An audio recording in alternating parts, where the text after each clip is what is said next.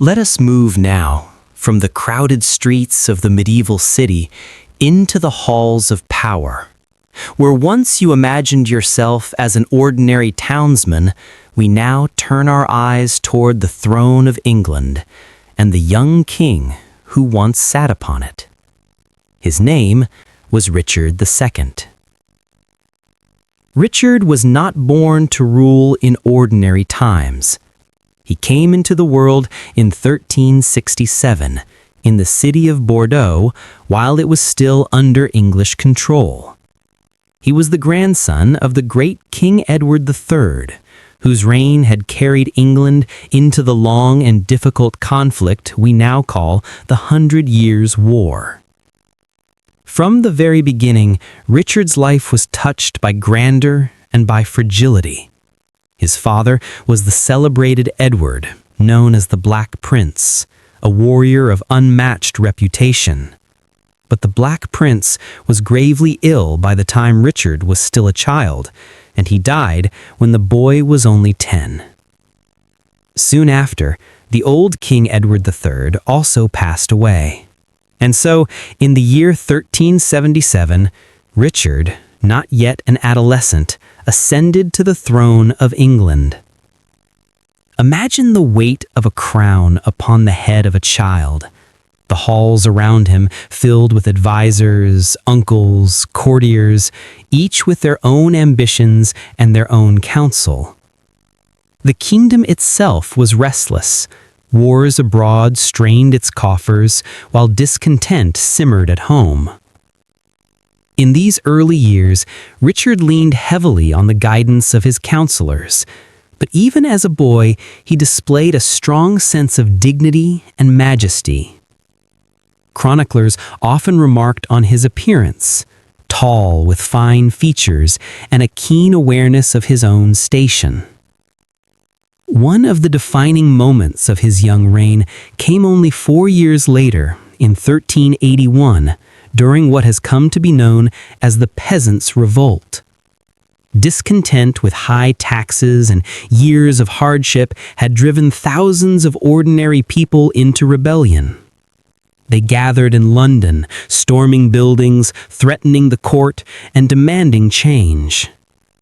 It was here that Richard, still only 14 years old, revealed a rare kind of composure.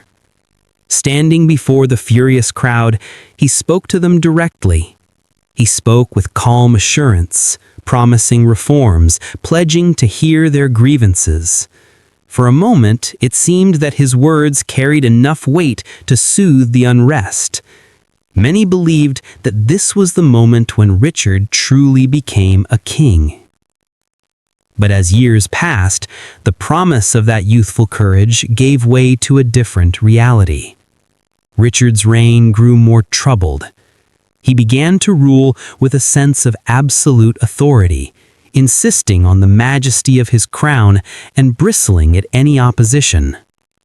His court became known for its refinement, its art, its pageantry, its attention to ritual, but also for its extravagance. Taxes were raised, favorites were promoted, and resentment deepened among the nobles. By the 1390s, Richard's rule was increasingly unstable. His cousin, Henry of Bolingbroke, the son of John of Gaunt, grew in influence. Henry was ambitious, careful, and determined. Tensions between the two men grew until Richard made a fateful decision. He exiled Henry, stripped him of his inheritance, and sought to strengthen his own grasp on the throne. But fortune can change quickly. When John of Gaunt died, Richard seized his estates for the crown. Henry returned in defiance, landing with an army. Support for Richard crumbled swiftly. Nobles who once bowed to him now sided with his rival. Richard, unprepared for such betrayal, found himself abandoned. In the year 1399, Richard II was deposed. He was taken into custody, forced to abdicate, and confined within Pontefract Castle. What precisely happened to him there remains a matter of quiet speculation. Most accounts agree that he died in captivity the following year, in 1400. Some suggest he starved, deliberately or by neglect. Others claim he was quietly killed. Whatever the truth, his reign ended not with triumph, but with silence, far from the majesty he once insisted upon. Imagine then the contrast. A boy who once calmed a furious mob with his words, ending his days alone in a cold stone keep. A king who demanded reverence for his crown, undone by the ambitions of his own cousin. Richard's story is not one of great victories on the battlefield, nor of lasting reforms. It is the story of a fragile throne, of a monarchy struggling to define itself in a turbulent age, and of a man whose youth promised brilliance, but whose later years revealed the limits of power when it is wielded without restraint. And so Richard II passed into history. A king remembered more for the drama of his downfall than for the strength of his rule. His life reminds us of the instability of medieval power and the fleeting nature of majesty in a time when loyalty could shift with the wind. As we leave his story behind, let the memory of Richard's crown rest quietly in the background, like a faded echo of ceremony. And let us move forward toward another mystery of the medieval age. We leave behind the troubled reign of Richard II and turn now to a different kind of story. Not of one king, but of an entire brotherhood. A brotherhood that once stood at the very center of medieval power, and then, almost suddenly, seemed to vanish. The Knights Templar. The order began in the early 12th century. A group of knights, deeply devoted, swore themselves to protect pilgrims traveling to the Holy Land. At first, they were few in number, humble, even poor. Their first quarters were in part of the old Temple of Solomon in Jerusalem, from which they drew their name. But over time, the Templars grew. They fought in the Crusades, they trained relentlessly, and they became known for their discipline and bravery. And yet, it was not only on the battlefield that they found power. The order became wealthy. Pilgrims entrusted them with money for safekeeping, and in time, the Templars developed one of the first systems of banking in Europe. Imagine the great castles they built. Strongholds with thick walls, heavy gates, and towers that rose high above the landscape. These were not only military bases, but also centers of administration, where records were kept and wealth was guarded. By the 13th century, the Templars were powerful indeed. Too powerful, some thought. Their lands stretched across Europe and the Middle East. Kings borrowed from them. Merchants entrusted them with treasures. The order was exempt from many local laws, answering directly to the Pope himself.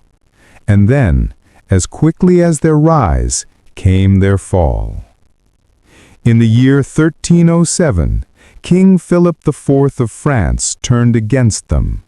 He was deeply in debt to the Templars, and perhaps feared their influence. On a single day in October, his agents struck. Across France, Templars were arrested. Their leaders were accused of heresy, of secret rituals, of crimes whispered but never clearly proven. The charges were dark, but evidence was uncertain. Many today believe the accusations were a pretext, a way for Philip to erase his debts and seize their wealth. Over the next years, the order was dismantled. Trials were held. Some Templars confessed under pressure. Others resisted. By 1312, the Pope had officially disbanded the order. Its leaders, including the Grand Master Jacques de Molay, were executed. And here begins the mystery. What became of the Templars' immense treasure? Contemporaries believed they held vast stores of gold, relics, and documents. But when their castles were seized, little was found. Some said the wealth had been moved in secret. Others claimed that the Templars' treasure was less material and more spiritual, knowledge, relics, or even secrets too dangerous to reveal. Legends grew. Stories told of wagons rolling out of Paris by night, loaded with chests, bound for hidden locations.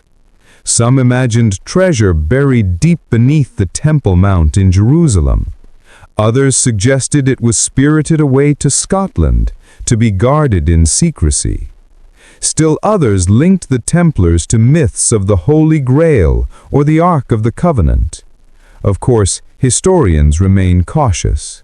It is possible that much of the supposed treasure was exaggerated or spent long before the order fell. Yet the absence of clear records, combined with the dramatic end of the Templars, left a space for imagination.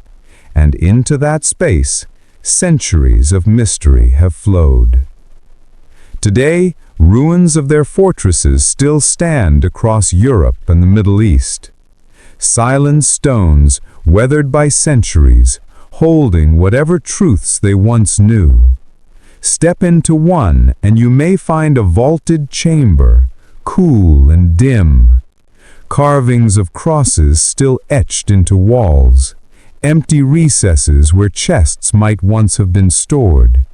A reminder that what was once so powerful can, in time, become a hushed echo. For those who like to dream, the treasure of the Templars may still be out there, resting quietly, hidden away. For others, the true treasure lies in their story, the rise of a brotherhood, the sudden fall, and the enduring mystery that refuses to fade. And as we leave behind the Templars, their cloaks of white and red, fading like a banner in the wind, we turn now to a different side of the medieval world. A world not of soldiers or kings, but of noblewomen, whose lives reveal another layer of the medieval city. We have walked the narrow streets of the medieval city. We have listened to the story of a king undone by his own power. And we have wandered through the mystery of the Knights Templar. Now, let us step into a quieter, more refined world. A place of tapestries, carved wooden furniture, and long corridors of stone.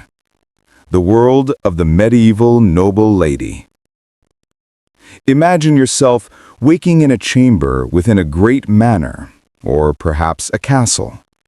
The walls are thick, designed to protect against storm and siege alike. The windows are small, their glass a luxury not always present. Instead, oiled cloth may cover the opening, letting in a softened, filtered light. Your bed is far grander than the straw mattress of the townsfolk. A heavy wooden frame with ropes stretched tight to hold a thick mattress stuffed with wool or feathers. Curtains hang from the canopy, both to give privacy and to keep out drafts. When you rise, the air is cool, even in summer, for castles are seldom warm. Servants attend you, helping to dress you in layers of linen, wool, and sometimes silk.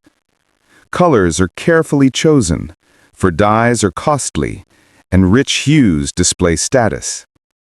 Jewelry might be fastened, a brooch, a chain, a ring set with a stone.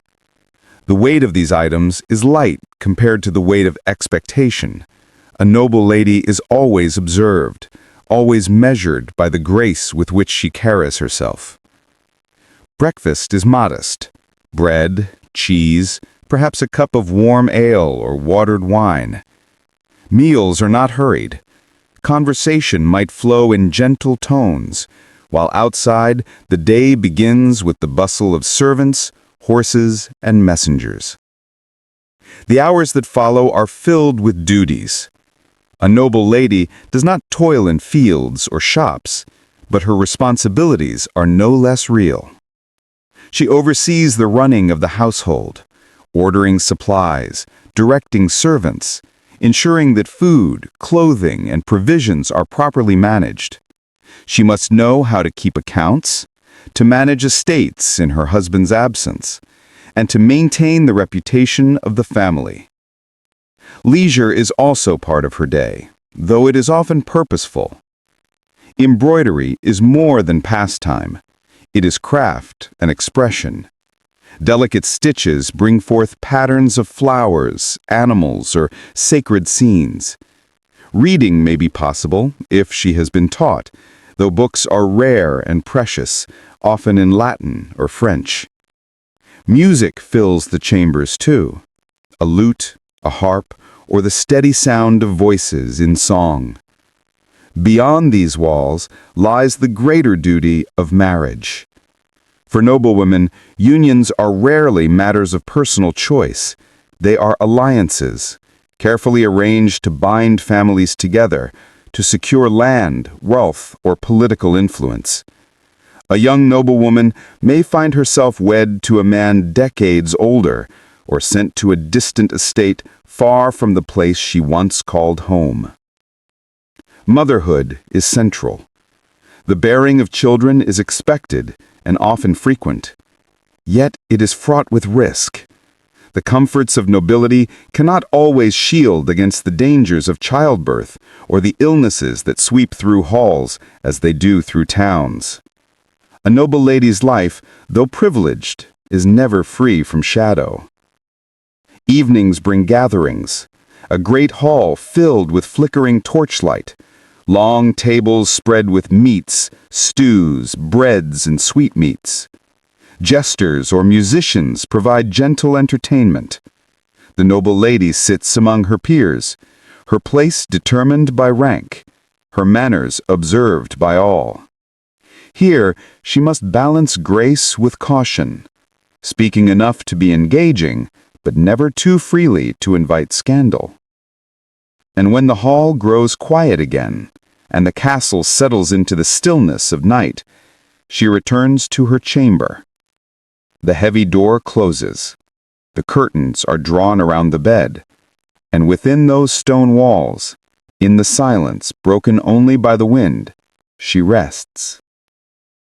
A day in the life of a medieval noble lady is one of contrasts, surrounded by luxuries unimaginable to most, yet constrained by duty and expectation. A life lived within walls both protective and confining. A rhythm steady, deliberate, and deeply bound to family, to faith, and to the fragile balance of power. And as we reflect on her world, we see another face of the medieval age. Not only hardship in the streets, not only mystery in the cloisters, not only kings upon their thrones, but the quieter endurance of women whose lives shaped households, families, and, in their own way, the course of history itself. Perfect. Let's bring the journey to a close with a gentle, reflective conclusion that eases the listener into rest. And so, our walk through the medieval city draws to an end. We began among the crowded streets, where life was harsh and unrelenting. We followed a young king, Richard II, from his hopeful beginnings to his quiet downfall. We considered the mystery of the Knights Templar, whose treasure may never be fully known. And we stepped into the world of noblewomen, where duty, grace, and quiet strength defined each passing day. The medieval world was many things at once. It was noisy and crowded, yet also solemn and reverent. It was filled with hardship, but also with rituals, beauty, and a sense of shared faith. For those who lived within its walls, the rhythm of daily life was steady, familiar, a cycle of work, prayer, and rest. As you listen now, perhaps in the quiet of your own room, you may notice the contrast. Where their nights were often cold, yours is warm. Where their food was scarce and plain, yours is plentiful and varied. Where their lives were bound to survival, you are free to drift, to imagine, to rest without fear. History, in this way, offers perspective. It reminds us of how far the world has changed and how deeply human lives have always been shaped by place, by time, and by circumstance. So, as you settle deeper into your pillow, allow these images of the past to fade softly into the background. The echo of footsteps on cobblestones, the toll of a distant church bell, the rustle of silk within a noble chamber. Let them become gentle, distant, like a lullaby of time itself. The medieval city never truly slept, but you may now let yourself drift.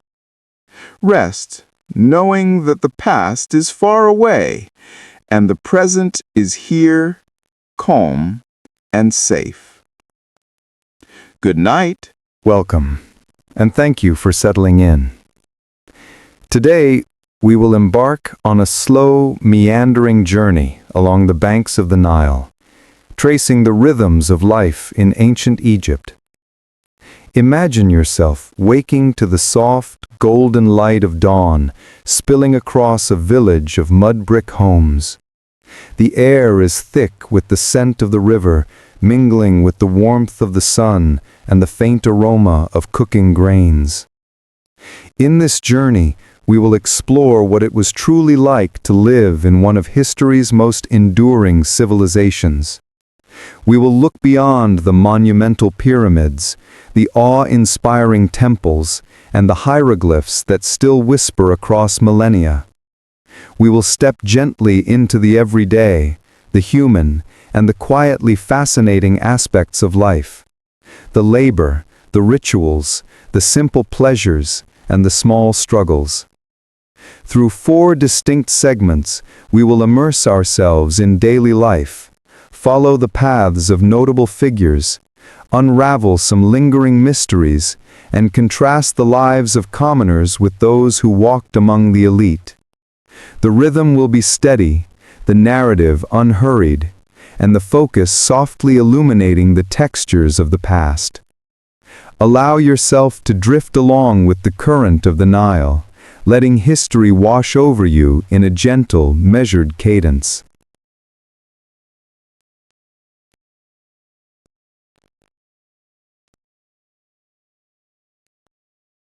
Now imagine yourself walking slowly through the sunlit courtyards of Amarna, the city that rises from the sands as if it had always been part of the desert itself. The air carries the warmth of the sun-baked mud and the faint scent of oils and incense from nearby temples. Here you are not a farmer, but a witness to the quiet ambition and curiosity of a pharaoh who sought to reshape the spiritual world around him. Akhenaten, once known as Amenhotep IV, is a figure of both fascination and calm intensity.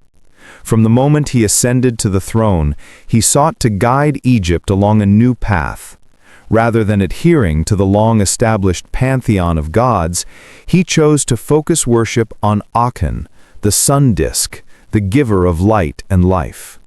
His vision was unique, a gentle insistence that the divine could be singular yet omnipresent, like the sun itself. Imagine him moving through the palace corridors with Nefertiti by his side, her presence both elegant and commanding. She is not merely a consort, but a partner in this unfolding experiment of devotion. Together they oversee rituals that differ from tradition, prayers offered in open courtyards where the sunlight falls evenly upon all who gather. Every morning, the rhythm of devotion begins anew, soft chants rising, hands lifted in quiet reverence. The challenges of their reign are subtle but persistent.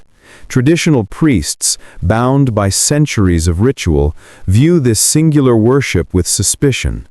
Nobles accustomed to influence through the old temples adjust reluctantly, their quiet frustrations lingering like shadows along the palace walls. Yet Akhenaten and Nefertiti persist, moving with a serene determination, crafting art and architecture that reflect their vision, elongated forms, intimate family depictions, and temples open to the sky, where light itself seems to caress the stone. Life at court carries both the ordinary and the extraordinary. Nefertiti, with her graceful gestures and calm authority, guides the education of their children, overseeing the scribes and artisans who translate vision into marble, pigment, and gold. Akhenaten, while distant from the daily grind of common life, moves among his people in careful observation, measuring the impact of his reforms, adjusting ceremonies, and ensuring the daily rhythms of the city flow smoothly. Yet even in this seat of power, uncertainty quietly lingers. The winds of history are unpredictable. Beyond the palace, the Nile continues its timeless course, indifferent to human ambition. The city of Amarna, carefully planned and meticulously maintained, rests on the fragile hope that this new vision will endure. You can almost sense the quiet tension, a gentle reminder that even the grandest plans are subject to time and circumstance.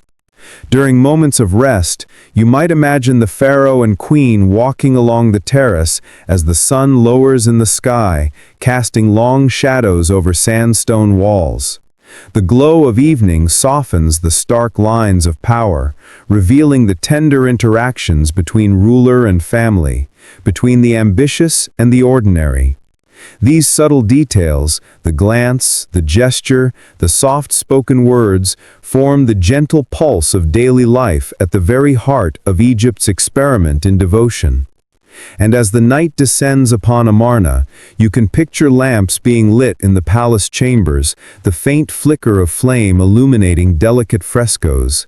The rhythm of life continues, calm yet purposeful, steady yet filled with quiet complexity. This is the story of rulers who sought to reshape the spiritual landscape, whose ambitions intertwined with the textures of daily life, and whose legacy endures in the whispers of stone and paint. Now, imagine yourself stepping quietly into the golden silence of a tomb, the air still and faintly cool, filled with the faint scent of aged wood and resin. You are not rushing, but moving slowly, your steps measured, as though each movement is part of a quiet meditation. This is the resting place of Tutankhamun, the boy king, whose life was brief, yet whose legacy has captured the curiosity of countless generations. Tutankhamun ascended the throne at a young age, following the radical reforms of Akhenaten. The world around him was one of transition, a delicate balance of old traditions and new visions.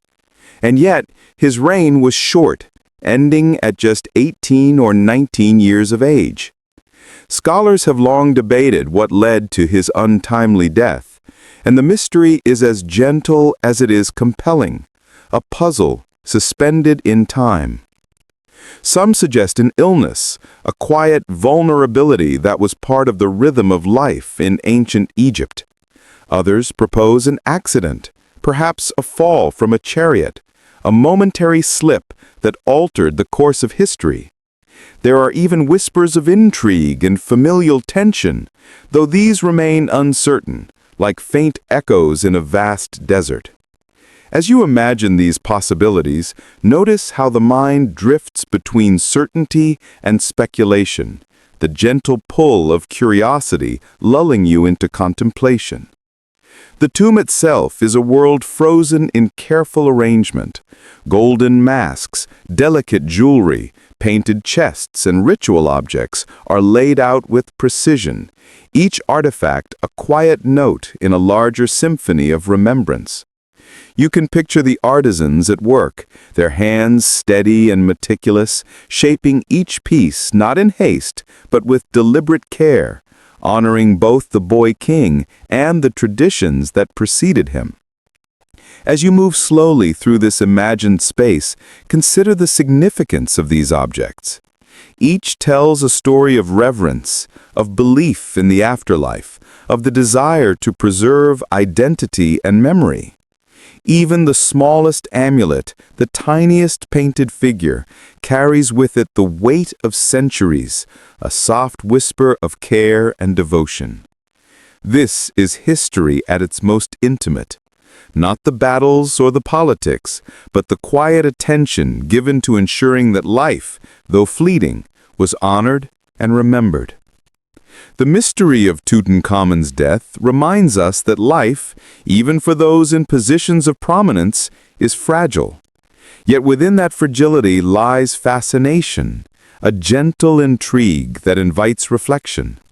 Imagine the scholars and archaeologists of later generations uncovering these treasures, piecing together clues with patience and care, each fragment a soft echo from the past. The tomb is silent, yet it speaks in subtle ways, of family, of devotion, of the rhythms of life and death in a civilization that has long since faded from sight, but not from memory. And as you let your mind wander through these quiet halls, consider the broader perspective, a civilization that endured for millennia, shaped by rivers, sun, and sand, by rulers and farmers alike. Tutankhamun's life, though brief though it was, becomes a gentle lens through which to contemplate the cycles of history, the impermanence of life, and the soft, persistent pulse of human endeavor across time. Now, imagine yourself slowly approaching the grand palace of a pharaoh, where the sunlight glimmers off limestone walls and the gentle rustle of palm trees sways in the warm breeze. Here, life takes on a different rhythm, one of measured luxury, careful ceremony, and subtle exertions of power. The sounds are softer, the spaces broader, the air carrying faint perfumes of lotus and myrrh. In the palace, servants move quietly through the corridors, carrying water in delicate jars or arranging offerings on stone altars. You can imagine the soft clatter of sandals on polished floors, the muted laughter of children playing in shaded courtyards, and the occasional low murmur of advisors speaking in hushed tones.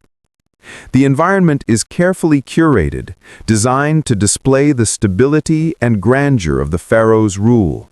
Yet it is not without its quiet demands. Meals are elaborate, yet soothing. Imagine trays of bread, fruits, and dates arranged with precision, fish grilled over gentle embers, and honey-sweetened pastries that glimmer under the sun. The preparation itself is a rhythmic process, repeated daily, echoing the care and consistency that define palace life. Every object has a place, every action a subtle purpose, creating a world that is calm, ordered, and deliberate. Beyond the tangible comforts, there is the structured flow of duties and rituals. Pharaohs would rise with the sun, receive homage from officials, and perform rituals designed to honor the gods and maintain cosmic order. Yet, despite the apparent formality, the pace is steady, measured, almost meditative. The rituals themselves are gentle repetitions, chants and gestures performed with calm precision, a quiet reflection of the harmony that the pharaoh seeks to project across the land. In the private chambers, the pharaoh and family might enjoy quiet moments of reflection or leisure. Nefertiti or other consorts might engage in gentle conversation, while music, soft and soothing, fills the rooms with a sense of serenity. The walls are adorned with painted scenes of daily life, divine interactions and celebrations, each image a reminder of continuity, tradition, and the gentle flow of time.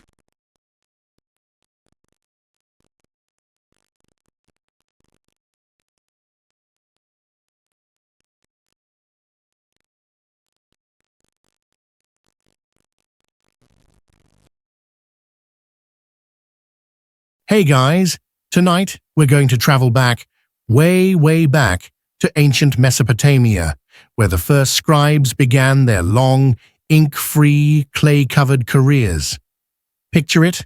The air is warm, the riverbanks smell of damp reeds, and every surface seems to be coated in a thin layer of dust that no broom has ever conquered. You're standing in the middle of a bustling settlement, a few thousand years before Netflix, before pizza delivery, before even the idea of socks as we know them. You're here to learn what it felt like to live the life of a Babylonian scribe. Spoiler: it's a lot less glamorous than it sounds, and you probably wouldn't survive the first week, unless you really enjoy clay dust permanently embedded in your fingernails. So, before you get comfortable, take a moment to like the video and subscribe, but only if you genuinely enjoy what I do here. And if you're feeling generous, drop your location and local time down in the comments. I love knowing where everyone is listening from. Now, dim the lights, maybe turn on a fan for that soft background hum, and let's ease into tonight's journey together. You start by squinting against the early morning sun, which is already bouncing off the mud brick walls around you. The Tigris and Euphrates rivers are never far, which means the air carries that earthy, watery smell of silt. Somewhere in the distance, a goat is bleating in a voice that sounds suspiciously like your uncle calling you for dinner. You brush it off and step into the dusty streets of Babylon. Or, depending on the century, perhaps Ur or Uruk. Cities here have a knack for springing up and collapsing like sandcastles at high tide. The first thing you notice about scribes is their status. They aren't kings, priests, or warriors, but they hold a quiet power. When the king wants a law recorded, it's the scribe who presses it into clay. When a merchant lends a sack of barley to a neighbor, it's the scribe who notes it down, ensuring nobody forgets later. Historians still argue whether scribes were respected more for their brains or resented for their nitpicky attention to detail. Imagine being the ancient equivalent of that one co-worker who insists on correcting everyone's grammar in emails.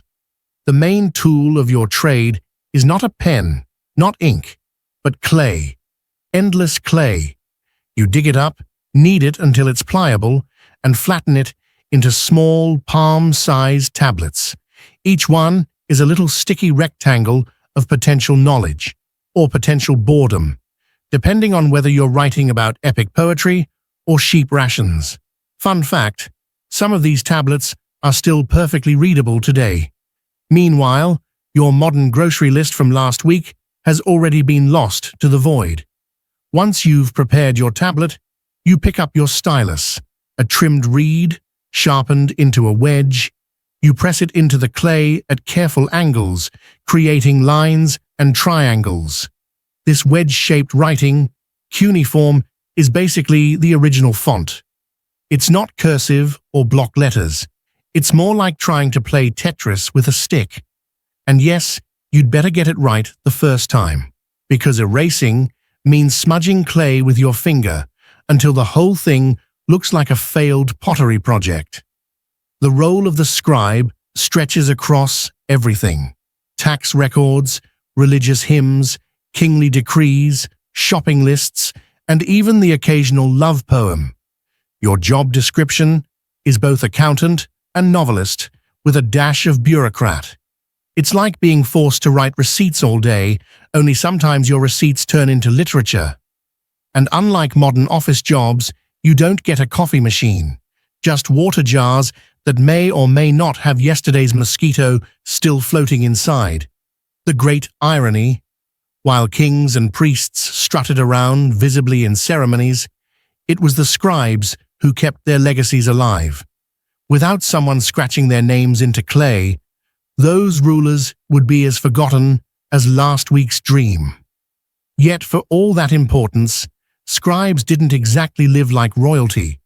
You weren't driving the latest chariot or feasting on roasted gazelle every night. You probably had a modest mud brick home, a diet heavy on bread, onions, and beer. Yes, beer.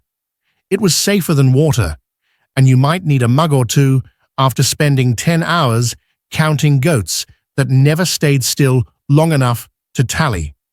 Here's the quirky tidbit. Archaeologists have found school tablets showing practice exercises. Some are covered with neat, careful symbols, but others, not so much. Imagine a 4,000-year-old notebook where a student clearly gave up halfway, carving lazy, crooked wedges like, "Yeah, whatever, I'll just wing it." At least kids haven't changed much. Historians still argue whether these sloppy tablets were tolerated as beginner mistakes or if the teacher marched the student outside for a good scolding and maybe a chore involving an extra heavy water jug. Hey guys, tonight we're going to travel back, way back, to ancient Mesopotamia, where the first scribes began their long, ink-free, clay-covered careers. Picture it. The air is warm, the riverbanks smell of damp reeds, and every surface seems to be coated in a thin layer of dust that no broom has ever conquered.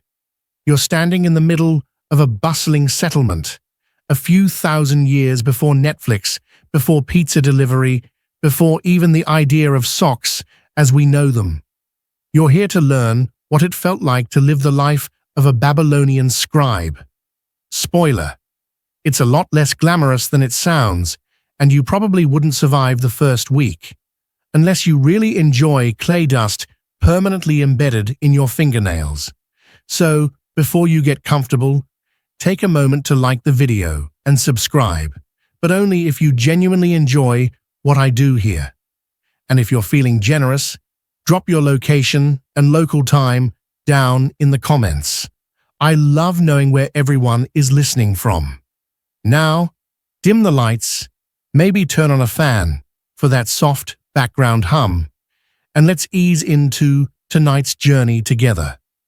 You start by squinting against the early morning sun, which is already bouncing off the mud brick walls around you.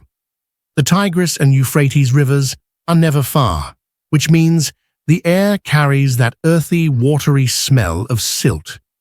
Somewhere in the distance, a goat is bleating in a voice that sounds suspiciously like your uncle calling you for dinner. You brush it off and step into the dusty streets of Babylon. Or, depending on the century, perhaps Ur or Uruk. Cities here have a knack for springing up and collapsing like sandcastles at high tide. The first thing you notice about scribes is their status. They aren't kings, priests, or warriors, but they hold a quiet power. When the king wants a law recorded, it's the scribe who presses it into clay. When a merchant lends a sack of barley to a neighbor, it's the scribe who notes it down, ensuring nobody forgets later. Historians still argue whether scribes were respected more for their brains or resented for their nitpicky attention to detail. Imagine being the ancient equivalent of that one co-worker who insists on correcting everyone's grammar in emails. The main tool of your trade is not a pen, not ink, but clay. Endless clay. You dig it up, knead it until it's pliable, and flatten it into small, palm-sized tablets. Each one is a little sticky rectangle of potential knowledge, or potential boredom, depending on whether you're writing about epic poetry or sheep rations. Fun fact, some of these tablets are still perfectly readable today. Meanwhile, your modern grocery list from last week has already been lost to the void. Once you've prepared your tablet, you pick up your stylus, a trimmed reed, sharpened into a wedge. You press it into the clay at careful angles, creating lines and triangles. This wedge-shaped writing, cuneiform, is basically the original font. It's not cursive or block letters. It's more like trying to play Tetris with a stick. And yes, you'd better get it right the first time, because erasing means smudging clay with your finger until the whole thing looks like a failed pottery project. The role of the scribe stretches across everything: tax records, religious hymns, kingly decrees, shopping lists, and even the occasional love poem. Your job description is both accountant and novelist, with a dash of bureaucrat. It's like being forced to write receipts all day, only sometimes your receipts turn into literature. And unlike modern office jobs, you don't get a coffee machine, just water jars that may or may not have yesterday's mosquito still floating inside.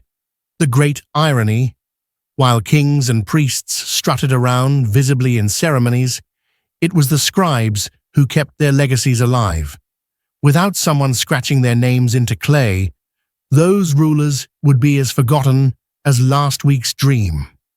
Yet for all that importance, scribes didn't exactly live like royalty. You weren't driving the latest chariot or feasting on roasted gazelle every night. You probably had a modest mud brick home, a diet heavy on bread, onions, and beer.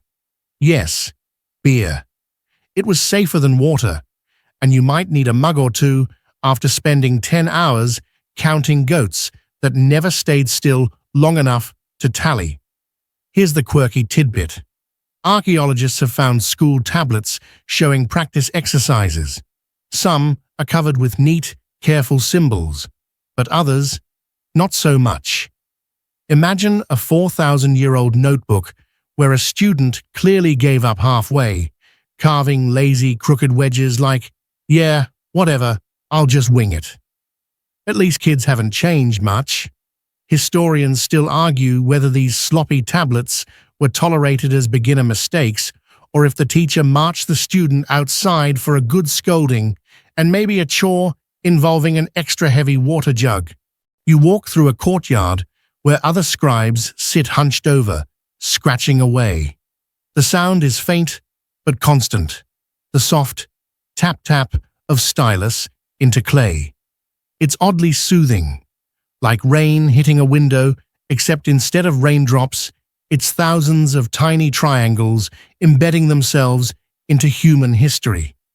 Every now and then, someone sighs deeply, stretches their back, and mutters something under their breath that you're glad you don't understand. Scribe humor is probably as bad as modern accounting jokes. As the sun climbs, you notice the way light glints off drying tablets laid out on racks. They'll be stored in temple archives, palace storerooms, or shoved under floorboards, waiting for some modern archaeologist to rediscover them millennia later. You picture one of your shopping lists: 2 onions, 3 loaves, 1 jar of beer, being displayed in a glass case at a museum, and you can't help but laugh. Imagine a tourist paying $10 to see your reminder to buy onions. By now, you're starting to understand the peculiar balance of power scribes held. You aren't glamorous, but you are indispensable. Without you, kings can't boast, priests can't collect offerings, and merchants can't cheat each other. You are the human hard drive of your society. And though clay dust coats your hands and your back aches from endless hunching, you also carry a quiet satisfaction. You're literally writing the first pages of history. Of course, whether you'd actually survive this job is another question. Between the endless clay dust, the lack of ergonomic chairs, and the daily risk of sunburn, you'd probably call it quits by lunchtime. But don't worry, you're here only for the story, and there's plenty more of it waiting as your day unfolds in Mesopotamia. You're barely settled into your role as a new Babylonian scribe, before reality sets in. This wasn't a career you just wandered into by accident. Becoming a scribe required years of schooling. And if you thought modern students had it rough, wait until you find yourself in the tablet house, the Adaba, where apprentices learned to carve the written word. You wake at dawn, dragging your tired feet across packed earth, clutching a lump of clay the way a modern student might carry a backpack stuffed with overdue assignments. Inside the Adaba, the air is dry, the walls smell of baked mud, and the teacher, stern as a stone statue, waits with a reed stylus in hand. Not for writing, mind you, but for pointing, correcting, and occasionally smacking the desk for dramatic effect. You sit cross-legged with a dozen other children, each trying not to look too terrified. The first lessons: memorize symbols. Not letters, not even words, but hundreds upon hundreds of wedge-shaped marks, each with its own meaning. Some represent sounds, some whole words, others abstract ideas. It's like learning hieroglyphics, except instead of birds and eyes, you're stuck with combinations of triangles. Your clay tablet, moist and soft, sits in your lap. You press the stylus, trying to make the correct wedge shape, only to realize you've jabbed the clay too deeply. The teacher leans over, frowns, and mutters something under his breath. Congratulations, you've just failed your first assignment. To fix it, you smear the clay flat again, leaving behind a sloppy mess that looks like oatmeal. Modern erasers suddenly feel like a miracle. Apprenticeship wasn't just about copying neat rows of symbols. It was about repetition, endless repetition. You practice writing the word for barley 20 times, then goat, then temple tax. Your wrist aches, your back complains, and your fingers feel like they've been chewing on reeds instead of carving with them. Historians still argue whether apprentices were mostly children of wealthy families, or if talented kids from humbler backgrounds could claw their way in. Either way, one thing's clear: this was no casual hobby. You either committed to years of clay-carving drudgery, or you gave up and went back to farming onions in the hot sun. Every now and then, you glance at the other kids. Some are neat freaks, producing elegant little wedges that look almost professional. Others are clearly struggling. One boy nearby has turned his tablet into a chaotic scattering of triangles, like a hedgehog rolled through it. And then there's the prankster who tries to sculpt a doodle of a donkey instead of writing grain. The teacher notices, of course, and suddenly the prankster is tasked with fetching water jars all afternoon. The moral: don't doodle donkeys on your clay homework. And yes, punishments were a real part of this training. Some surviving tablets even contain student complaints, scrawled in frustrated wedges. The teacher hit me, or he punished me with a stick. You can practically hear the ancient equivalent of, "Ugh, I hate this class." At least modern kids can vent on social media. Here, your complaints become archaeological evidence for future generations. Still, there's a rhythm to the day. Morning drills in symbols, short breaks with bread and dates, then back to copying longer texts. Sometimes you're tasked with memorizing proverbs. One tablet lists wisdom like, "A scribe who knows nothing, what is he?" Or, "He who does not listen, his learning will vanish." It's the ancient equivalent of motivational posters, except instead of a sunset and an eagle, you've got clay and wedges. Here's your quirky tidbit for the day. Some teachers apparently made students practice while singing their lines. Imagine chanting "barley, barley, barley" in a sing-song voice, while your classmates echo back like a slightly depressed choir. Whether this actually helped memory or just annoyed everyone is up for debate. Historians still argue whether these chants were central to education or just a quirky habit of one over-enthusiastic teacher. By late afternoon, your fingers are cramped. Your clay tablets are scattered around you like a mini-brick factory, and your brain is swimming with symbols. You sneak a glance at the doorway, where sunlight slants in golden and tempting. Freedom is out there, kids running, goats wandering, a merchant shouting about fresh figs, but nope, you're stuck indoors, scratching triangles into clay, because that's the price of becoming a scribe. The apprenticeship could last years, sometimes a decade or more. You'd advance from simple lists to complex contracts, then finally to literature, epic tales, hymns, myths. Only once you'd proven yourself precise enough to record temple accounts without losing a cow or two would you graduate to the real deal. Until then, you're just another kid covered in clay dust, dreaming of escape. But here's the funny thing. Despite the punishments, the drudgery, the aching knees, many apprentices grew genuinely proud of their skill. To be a scribe was to rise above the fields and the plow. You'd earn status, steady work, and the ability to preserve your civilization's memory. And somewhere in that tired, inkless classroom, you feel a little spark of ambition.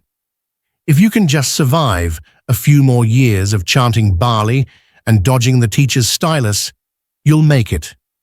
For now, though, you rub your sore hands, press one last triangle into the clay, and remind yourself, this is just the beginning.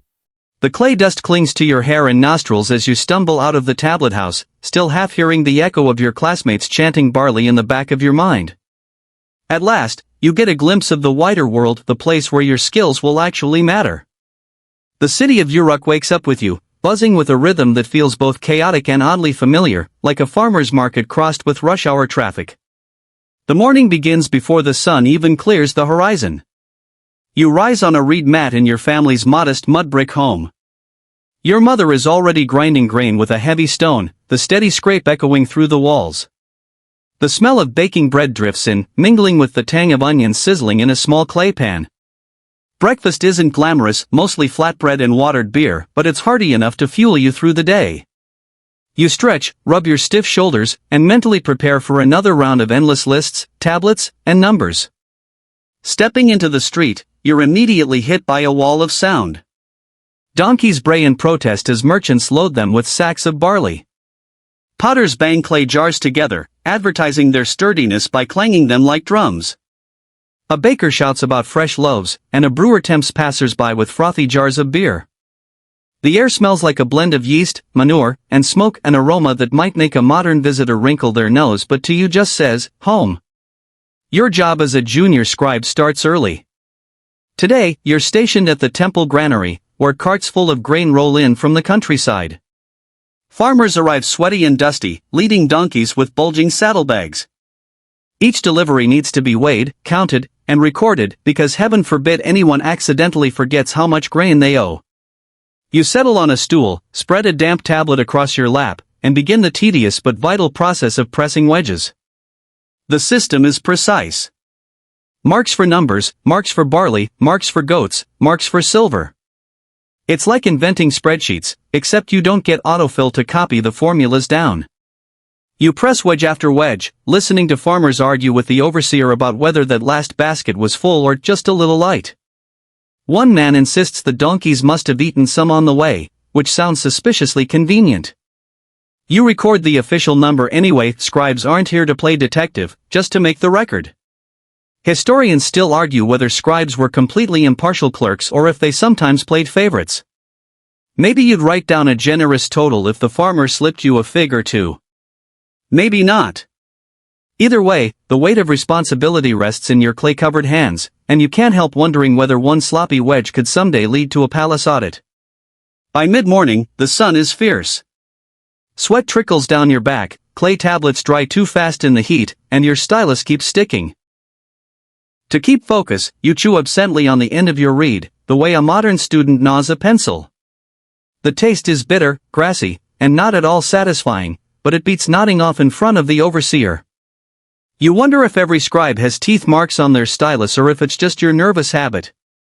As you work, the temple bell clangs, a heavy bronze ring that carries across the city.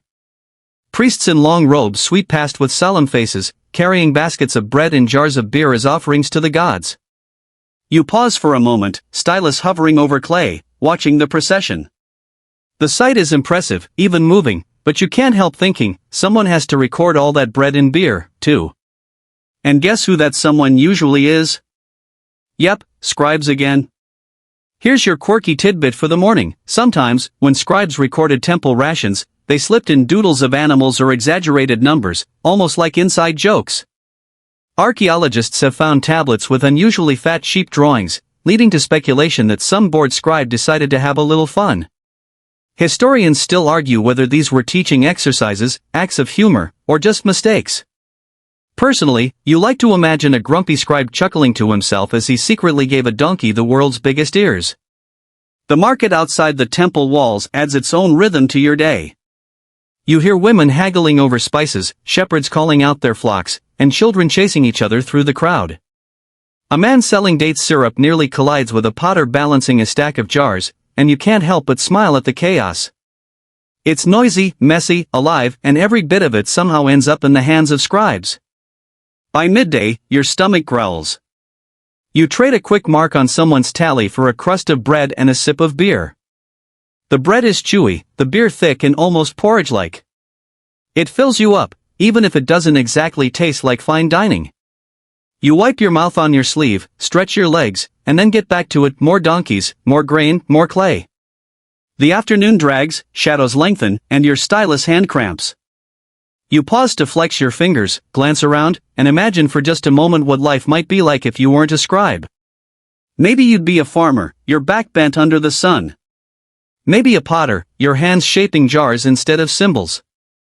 But then you remember, those jobs don't carry the same quiet prestige. They don't give you the chance to carve your mark into history, literally. And so, as the sun sets in a blaze of orange and red, you finish your last tablet of the day. You stack it carefully with the others, brush clay dust from your lap, and feel a tired but undeniable pride. You may not be a king or a warrior, but without you, none of them would have a legacy. Your morning in Uruk might have ended with aching hands and a pile of dusty clay, but the day isn't over yet. As the city slips into its afternoon rhythm, you return to what makes or breaks every scribe, the tools of the trade. Without them, you're just a person staring at lumps of mud. With them, you're a magician turning dirt into memory. First, the stylus. You pick up a fresh reed from the bundle near your workbench. Reeds grow thick along the riverbanks, buzzing with dragonflies and croaking frogs. You slice the reed at an angle with a small knife until the tip is sharp and wedge-shaped. This is your pen, though it feels more like a tiny chisel.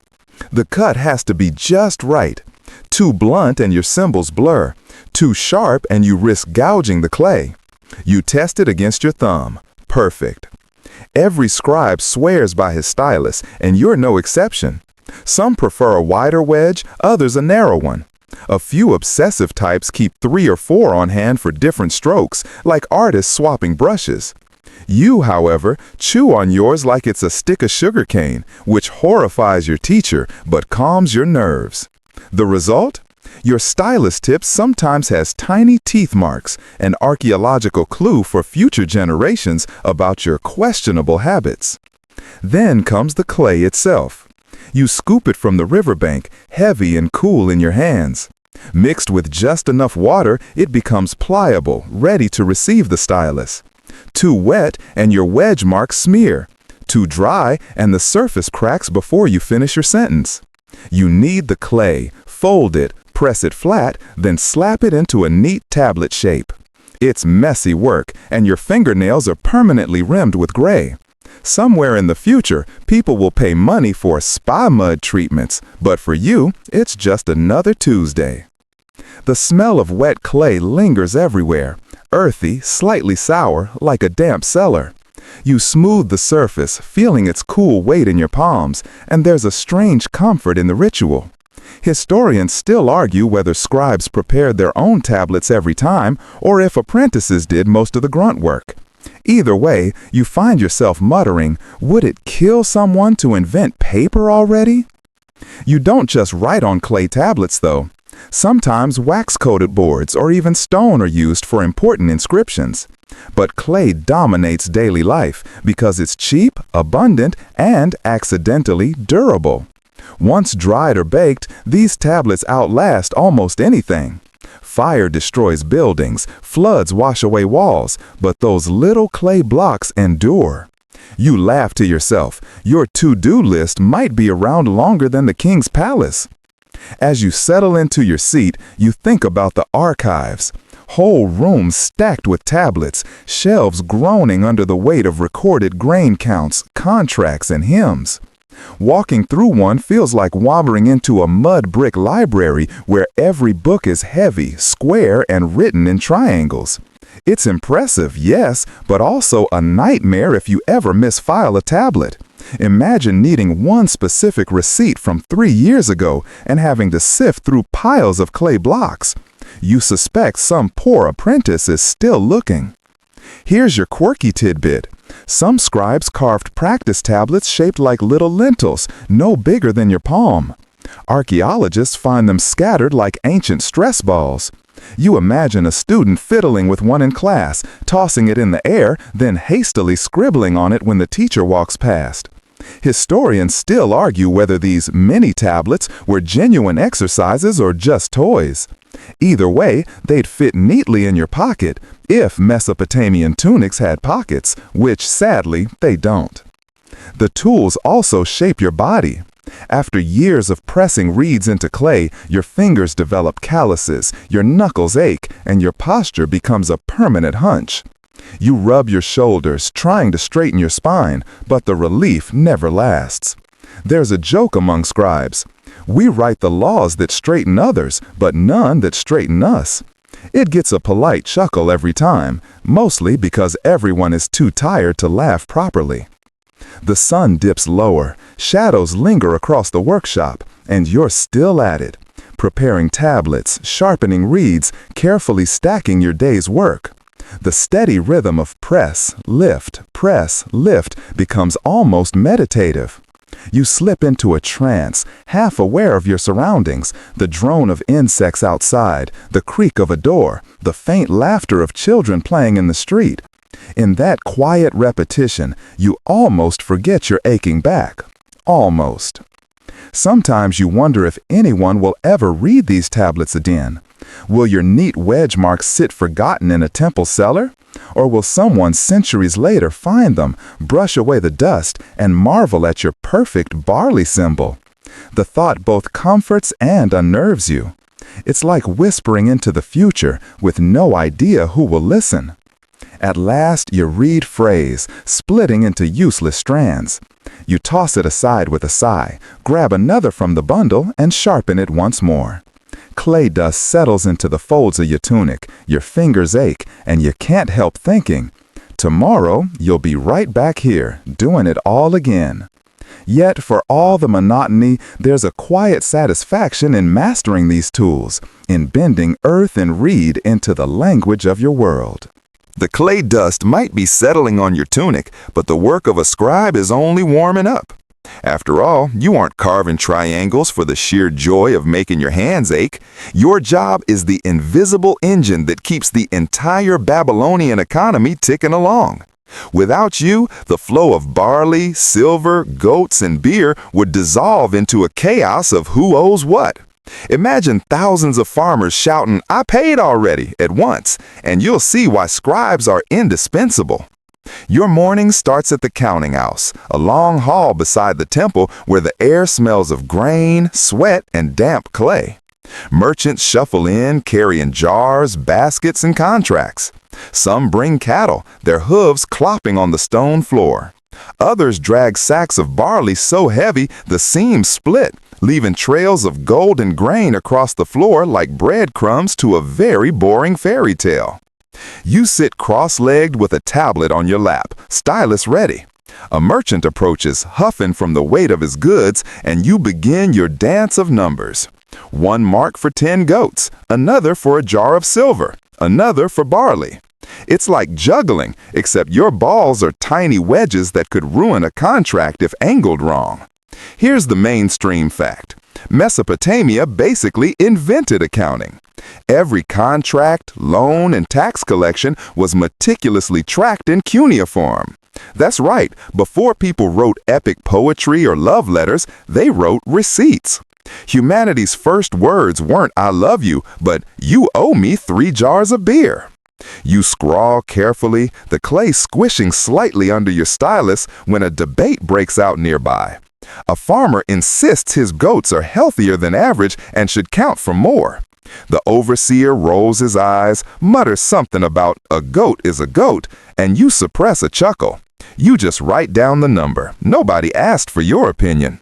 Still, it amuses you that the ancient equivalent of "my car is worth more than the trade-in value" existed millennia ago. Not every record is dull, though. Some tablets list elaborate trade routes, merchants shipping lapis lazuli from Afghanistan, cedarwood from Lebanon, or copper from Oman. You feel a thrill at the idea that your wedges connect distant lands, like the world's first global spreadsheet. Historians still argue whether scribes truly understood the vast networks they recorded, or if they were just writing down numbers without grasping the bigger picture. But sitting there, pressing neat triangles into clay, you like to think you're part of something larger than yourself. Then there are the loans. Oh, the loans. A farmer borrows seed grain in spring, promising to repay after the harvest. You note the terms: interest at 1/3, due after so many months. If the harvest fails, well, let's just say the debtor might spend more time hoeing the temple fields than his own.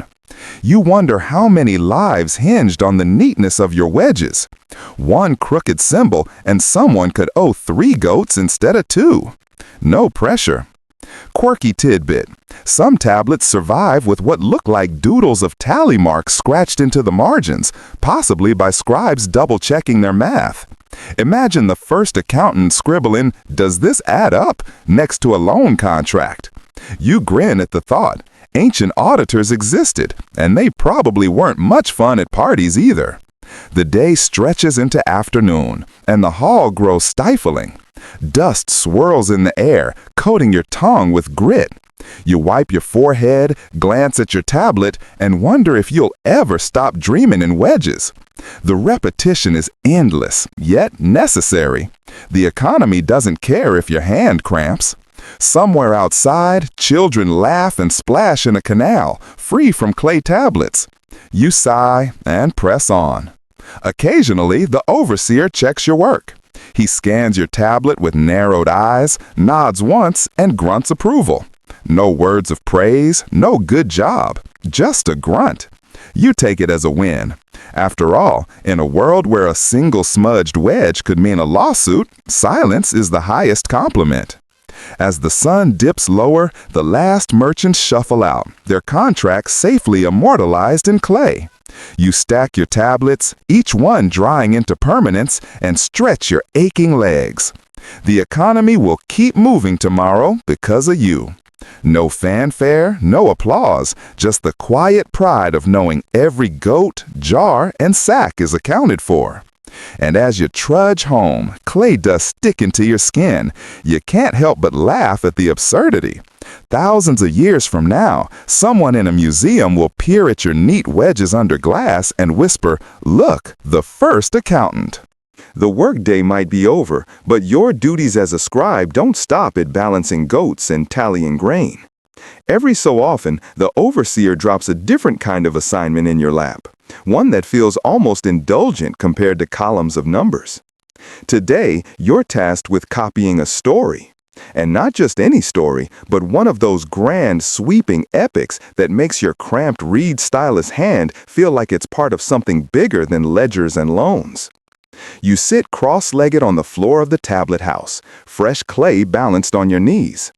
The stylus hovers, and you press the first wedge. Gilgamesh. The name itself feels heavier than barley counts or temple taxes. You've heard the tale recited by priests before, sung in slow, rhythmic chants by storytellers in the square. Now, it's your job to trap those words in clay, one careful triangle at a time. The story unfolds as your stylus dances. Gilgamesh, king of Uruk, mighty but flawed. He battles Enkidu, wrestles with gods, searches for immortality. As you carve, you wonder if kings secretly squirm reading these stories. After all, not every king comes out looking wise. Historians still argue whether scribes wrote these epics as state propaganda or as subtle critiques of their rulers. You press your wedges with a tiny smirk, imagining Gilgamesh himself sitting in the audience, arms crossed, muttering, "That's not how it happened." Here's a quirky fact. Archaeologists have found practice tablets where apprentice scribes copied lines from epics but got distracted halfway through, leaving half-finished sentences or random symbols that look suspiciously like doodles. Maybe one apprentice got bored during the flood story and thought, "Nope, I'm done with this rain business." You sympathize. Writing about God smiting humanity can be less thrilling after 4 hours of clay pressing. Yet, there's something hypnotic about the rhythm. Line after line, you feel yourself pulled into the tale, as though the wedges themselves are whispering. Your stylus taps against clay in steady beats, like a drum accompanying the narrative. Outside, donkeys bray, children laugh, merchants argue. But inside the tablet house, you're in the cedar forests with Gilgamesh, battling the great Humbaba. The best part? Every so often, the story sneaks in a detail so mundane it makes you laugh. Lists of gifts to gods, descriptions of banquets, or how many jars of beer were consumed after a battle. You pause, chuckling softly, because even in legends, it always comes back to food and drink. Maybe humanity hasn't changed that much after all. Of course, the clay has its own limits. Unlike parchment or paper, it doesn't allow for sprawling prose. You press a few lines, smooth the surface, and realize you need another tablet. The Epic of Gilgamesh stretches across a small mountain of clay, each tablet heavy enough to knock someone unconscious if dropped. You imagine a poor apprentice carrying a stack of them and tripping in the street, epic tumbling everywhere. The gods might not appreciate that. The pride in copying these stories is real. While numbers keep the city running, it's the stories that give it soul. You think of future generations, scribes like you, apprentices yet unborn, reading your careful wedges and feeling connected to the same characters. It's a strange kind of immortality, one Gilgamesh himself would have envied. The tablet dries slowly, the wedges crisp against the clay surface. You blow a little dust away, satisfied with the neatness of your work. Tomorrow, you might be back to counting goats, but tonight, you've walked beside kings and gods. You've turned soft mud into legend. And as the last light of day filters into the tablet house, you realize something quietly profound.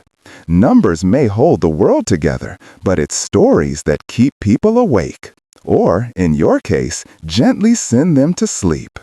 After the intensity of palace and temple work, it's a relief to spend a day in the marketplace, observing the ebb and flow of ordinary life. You stroll through narrow streets where vendors call out their wares: baskets of figs, jars of date syrup, coils of wool, and shiny clay pots stacked precariously like miniature towers. The smell of fresh bread mixes with the tang of fish from the river, and the occasional clatter of a donkey cart makes you flinch, wishing the roads were quieter. As a scribe, your role here is subtle but crucial. You aren't just observing, you're counting, recording, and ensuring the city's economy hums.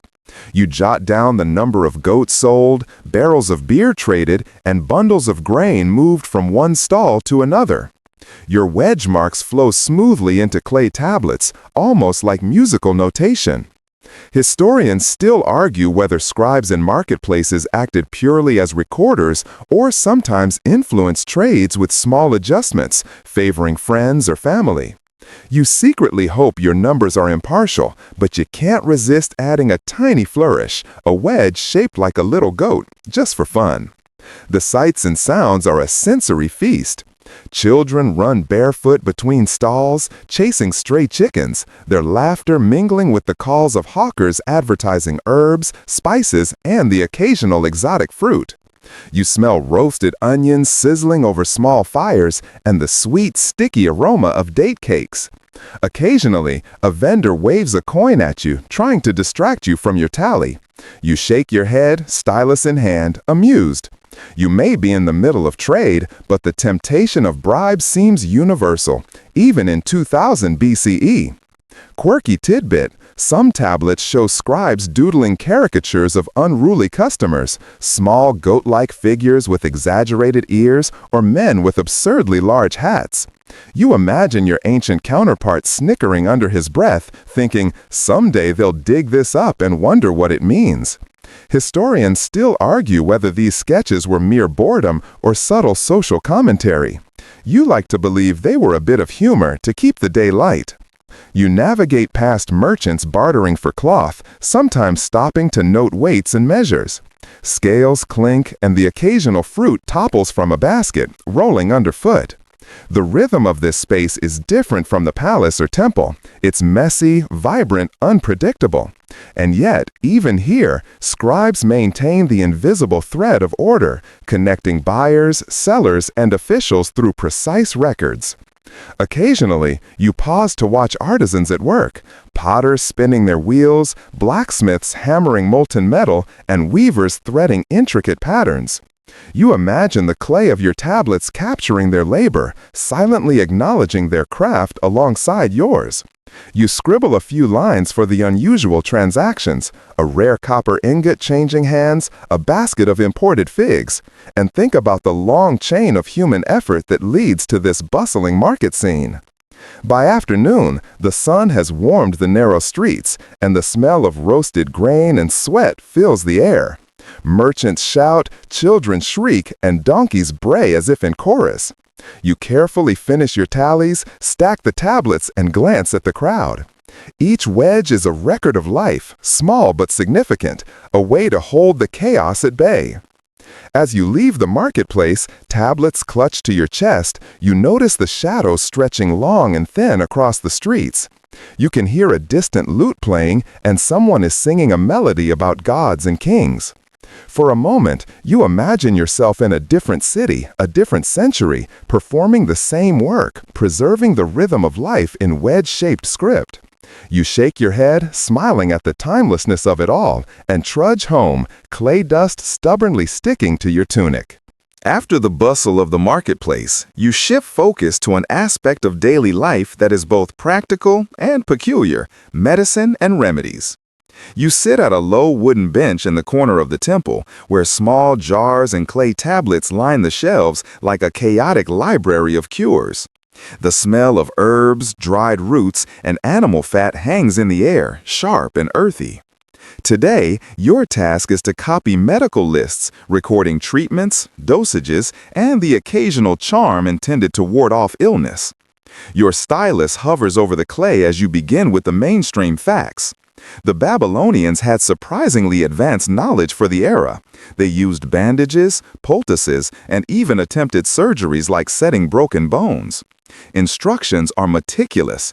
Grind a particular herb, mix it with honey, apply at dawn, repeat 3 times. You press wedges carefully, aware that a misplaced symbol could confuse an important treatment. Historians still argue whether these remedies were actually effective or if they functioned more as ritual prescriptions to reassure patients. Quirky tidbit: some of the tablets list remedies that feel downright strange to you. A concoction for headaches calls for a mixture of onions, crocodile dung, and a whisper of incantation. You grimace slightly, imagining the smell, and then shake your head with a smile, thinking, well, at least they were inventive. Despite the oddity, these prescriptions reveal a society deeply concerned with health and well-being, blending observation with superstition in ways that seem almost charmingly human. You notice a small group of apprentices nearby, practicing the spelling of ingredients while mimicking the gestures of a healer. One of them accidentally flings powdered herb onto a tablet, smudging a perfect row of wedges. The teacher sighs, sighing echoed by all the scribes present, and the young apprentice mutters an apology under his breath. You chuckle softly, recalling your own mistakes from years past. As the day continues, you copy lists of symptoms and remedies: fever, toothache, rashes, stomach pain. Some instructions involve massages or hot compresses. Others are purely magical, relying on chants, incantations, and ritual objects.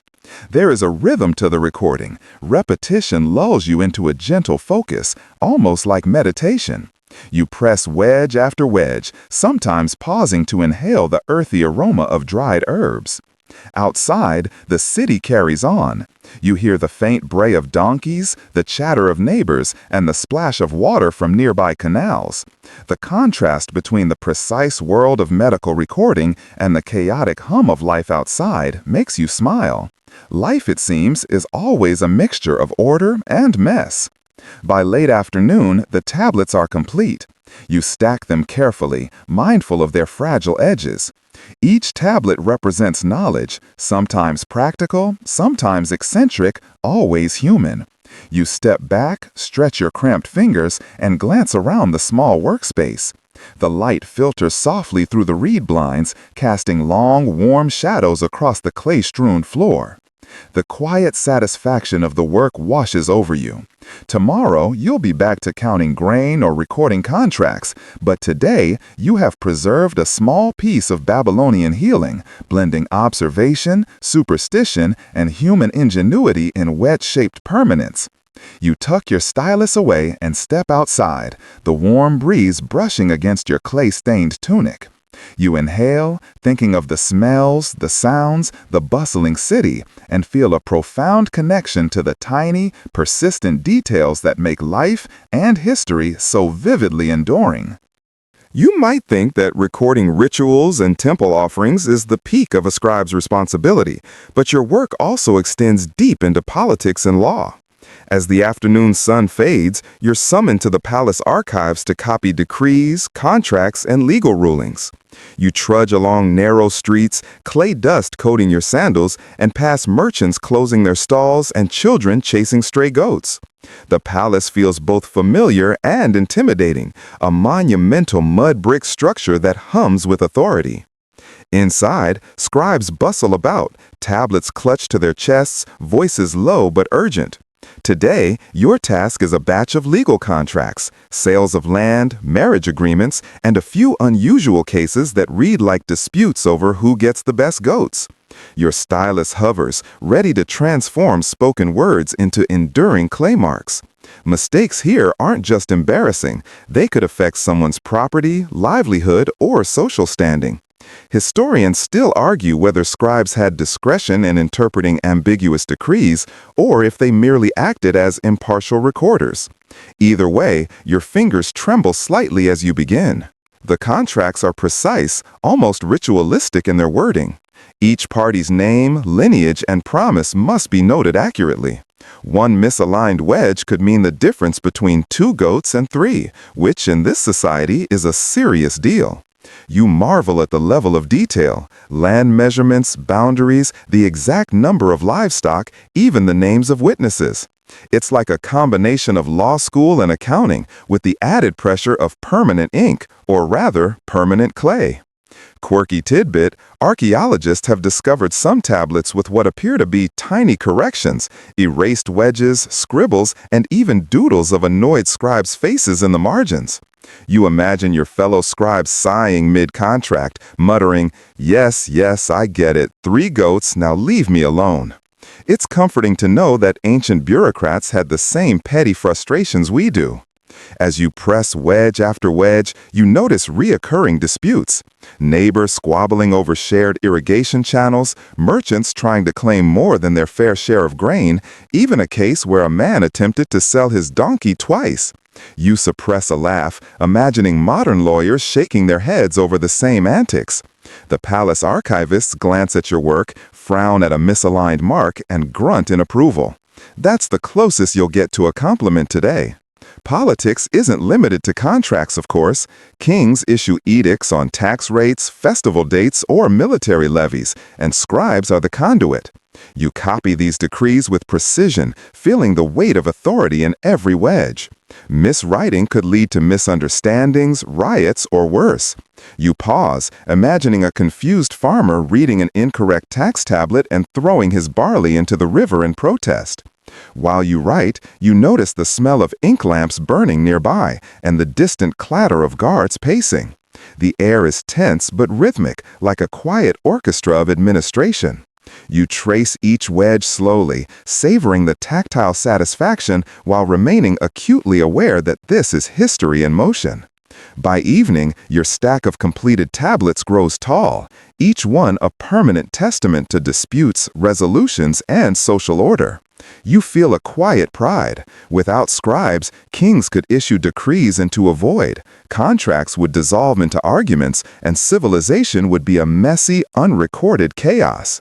You brush your hands off, noting that tomorrow you'll return to this same room, same stylus, same clay, continuing the delicate balance of law, politics, and memory. Hey guys, tonight we step into a world where the sun rises over the endless sands of the Nile, painting the desert in soft golds and pale pinks. You trudge barefoot across warm, gritty soil, inhaling the scent of fresh bread baking in clay ovens and the faint tang of papyrus along the riverbanks. You probably won't survive this if you're imagining yourself as a pharaoh, since your survival skills at navigating mud, sandals, and unpredictable crocodile sightings are questionable at best. Yet here you are, ready to immerse yourself in the rhythm of daily life in an ancient Egyptian village, where each movement, each sound, and each whisper of wind has a story to tell. So, before you get comfortable, take a moment to like the video and subscribe, but only if you genuinely enjoy what I do here. Share in the comments your location and local time, so we can drift through history together in real time. Now dim the lights, maybe turn on a fan for that soft background hum, and let's ease into tonight's journey together. The day begins quietly, with the first light stretching over the horizon. You can feel the warmth creep over your skin as villagers emerge from mud brick homes, shaking out mats, tending small hearths, and carrying pitchers of water drawn from the Nile's gentle current. Chickens cluck nervously, and a donkey brays somewhere off in the distance, reminding you that this world is alive in subtle ways. Women kneel by shallow basins, washing clothes, occasionally pausing to adjust the folds of their linen tunics. Men gather ropes, baskets, and simple tools, preparing to head to the fields or the workshops, their movements economical yet deliberate, honed by years of routine. Even children have assigned tasks, chasing stray geese, stacking reeds, or fetching water from communal wells, learning the ways of village life before they even notice it. You step lightly along the sandy path, careful not to disturb the rhythm, feeling the granular warmth of earth beneath your feet, and noticing the tiny details, a stray cat winding around sandals, the glint of sunlight on polished bronze amulets, the faint smell of baking bread mingling with river reeds. Historians still argue whether village artisans had formal apprenticeships or simply learned through observation and imitation, but as you watch, the process seems intuitive, almost meditative. The village's social rhythm unfolds naturally. Elderly men sit in the shade of date palms, leaning on staffs, exchanging quiet conversation, while younger men head to work in the fields or along the riverbank. You catch glimpses of water jars glinting in the morning light, reeds being bundled for roofing, and baskets carefully loaded with vegetables or fish. Even in this ordinary flow, there are quirks. A cat swipes a fish, a child darts to chase a bird, and a dog barks at its own shadow. The simple unpredictability of daily life punctuates the meditative rhythm, reminding you that even in a structured society, chaos sneaks in and adds texture. Food preparation is another sensory layer. You notice women grinding grain with stone mortars, the gritty powder filling the air with a slightly nutty scent. Water is drawn from shallow pools, stirred to clarity and poured into clay jars for storage. Bread loaves are scored with simple patterns, crosses, lines, or small sun motifs, and then set to bake in open hearths. There's a quiet humor in watching the baker pat a particularly stubborn dough into submission, grumbling under his breath in a way that seems oddly relatable across millennia. Scholars debate whether these early breads were daily staples or reserved for ceremonial purposes, but the smell tells you they are central to life here, bridging sustenance and ritual. You begin to sense the connection between the natural environment and human activity. The sun is climbing steadily, casting long shadows that stretch across sand and stone.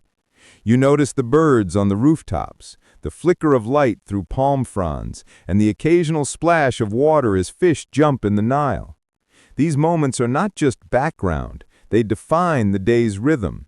You imagine villagers tracking the sun's position unconsciously, orienting their movements to shadow and light, measuring time without clocks, and it feels both intimate and vast.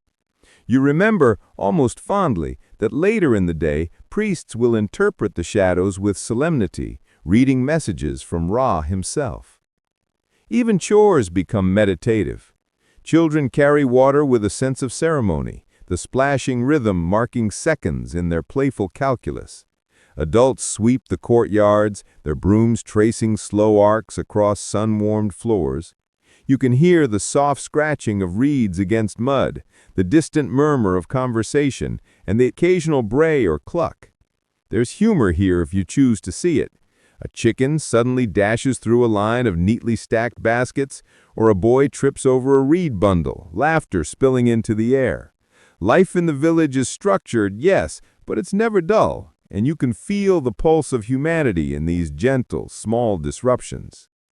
Historians still argue whether daily life was primarily dictated by environmental necessity or social hierarchy, but standing here, you can sense the intertwined layers. Villagers navigate not just physical spaces, but social rituals, inherited knowledge, and unspoken etiquette. Every interaction, from greeting a neighbor to tending a hearth, carries meaning beyond mere survival. You can almost feel the subtle choreography. Hands moving deftly, voices softening in reverence near sacred spaces, and a collective attentiveness to rhythm and routine. You notice the smallest details, like the careful stacking of reeds for shade or the precise pouring of water into clay jars, and recognize them as threads in a complex, quiet tapestry of life. By early morning, the sun has warmed the village thoroughly, and the hum of activity reaches a gentle crescendo. The baker's loaves are golden, the river shimmers under sunlight, and the smell of bread, herbs, and river reeds mixes into a calm yet vivid sensory landscape. You take a deep breath, noticing how the warm air carries both dust and sweetness, the smell grounding you in this moment. As you walk along narrow alleys observing villagers at work, you begin to feel part of the rhythm, like an unnoticed chord in a living melody. Quirky moments continue to surface. A child balances precariously on a low wall, a dog steals a loaf and is promptly chased, and you chuckle softly at these small, timeless dramas. Your imagination begins filling gaps in the narrative. You picture the sounds that cannot be captured, whispers of prayers, distant drums signaling market time, and the subtle creak of boats tethered along the riverbank. Each sound, each movement becomes a layer of immersion, and you notice how the village's gentle chaos is ordered by centuries of habit and custom. Observing a woman grind grain with rhythmic precision, you imagine how that small motion has repeated for generations, creating continuity and comfort in an ever-changing natural world. Scholars debate whether rituals were practical or symbolic, but watching them in real time, you feel both. By late morning, shadows grow shorter, and the day begins hinting at midday rest. Villagers pause, gathering under palm fronds or in shaded courtyards, exchanging brief conversations. You notice a quiet, almost sleepy energy settling over the scene. The river laps lazily, a soft undertone to the meditative sounds of daily life. Even the sun seems to move slower, casting gentle warmth without harshness.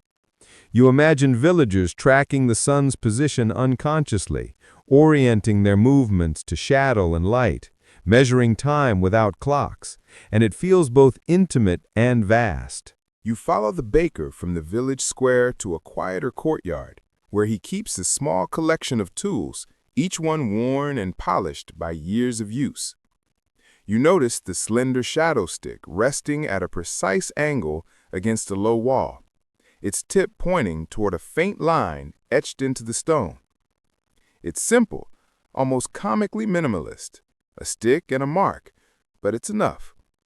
Ancient Egyptians used such devices to track the sun's movement, marking time not in minutes, but in gradually shifting shadows.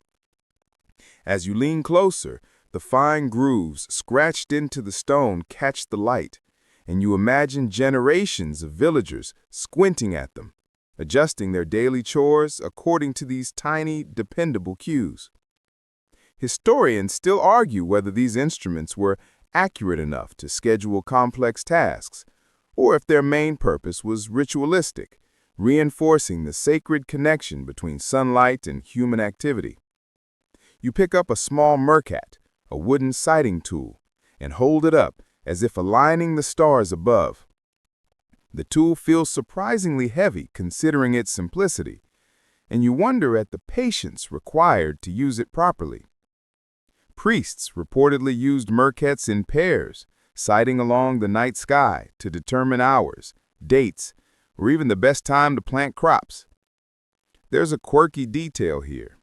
Some mercats were cleverly disguised as decorative objects for the wealthy, like small staves with inlaid ivory or ebony, suggesting that practicality and prestige often walked hand in hand.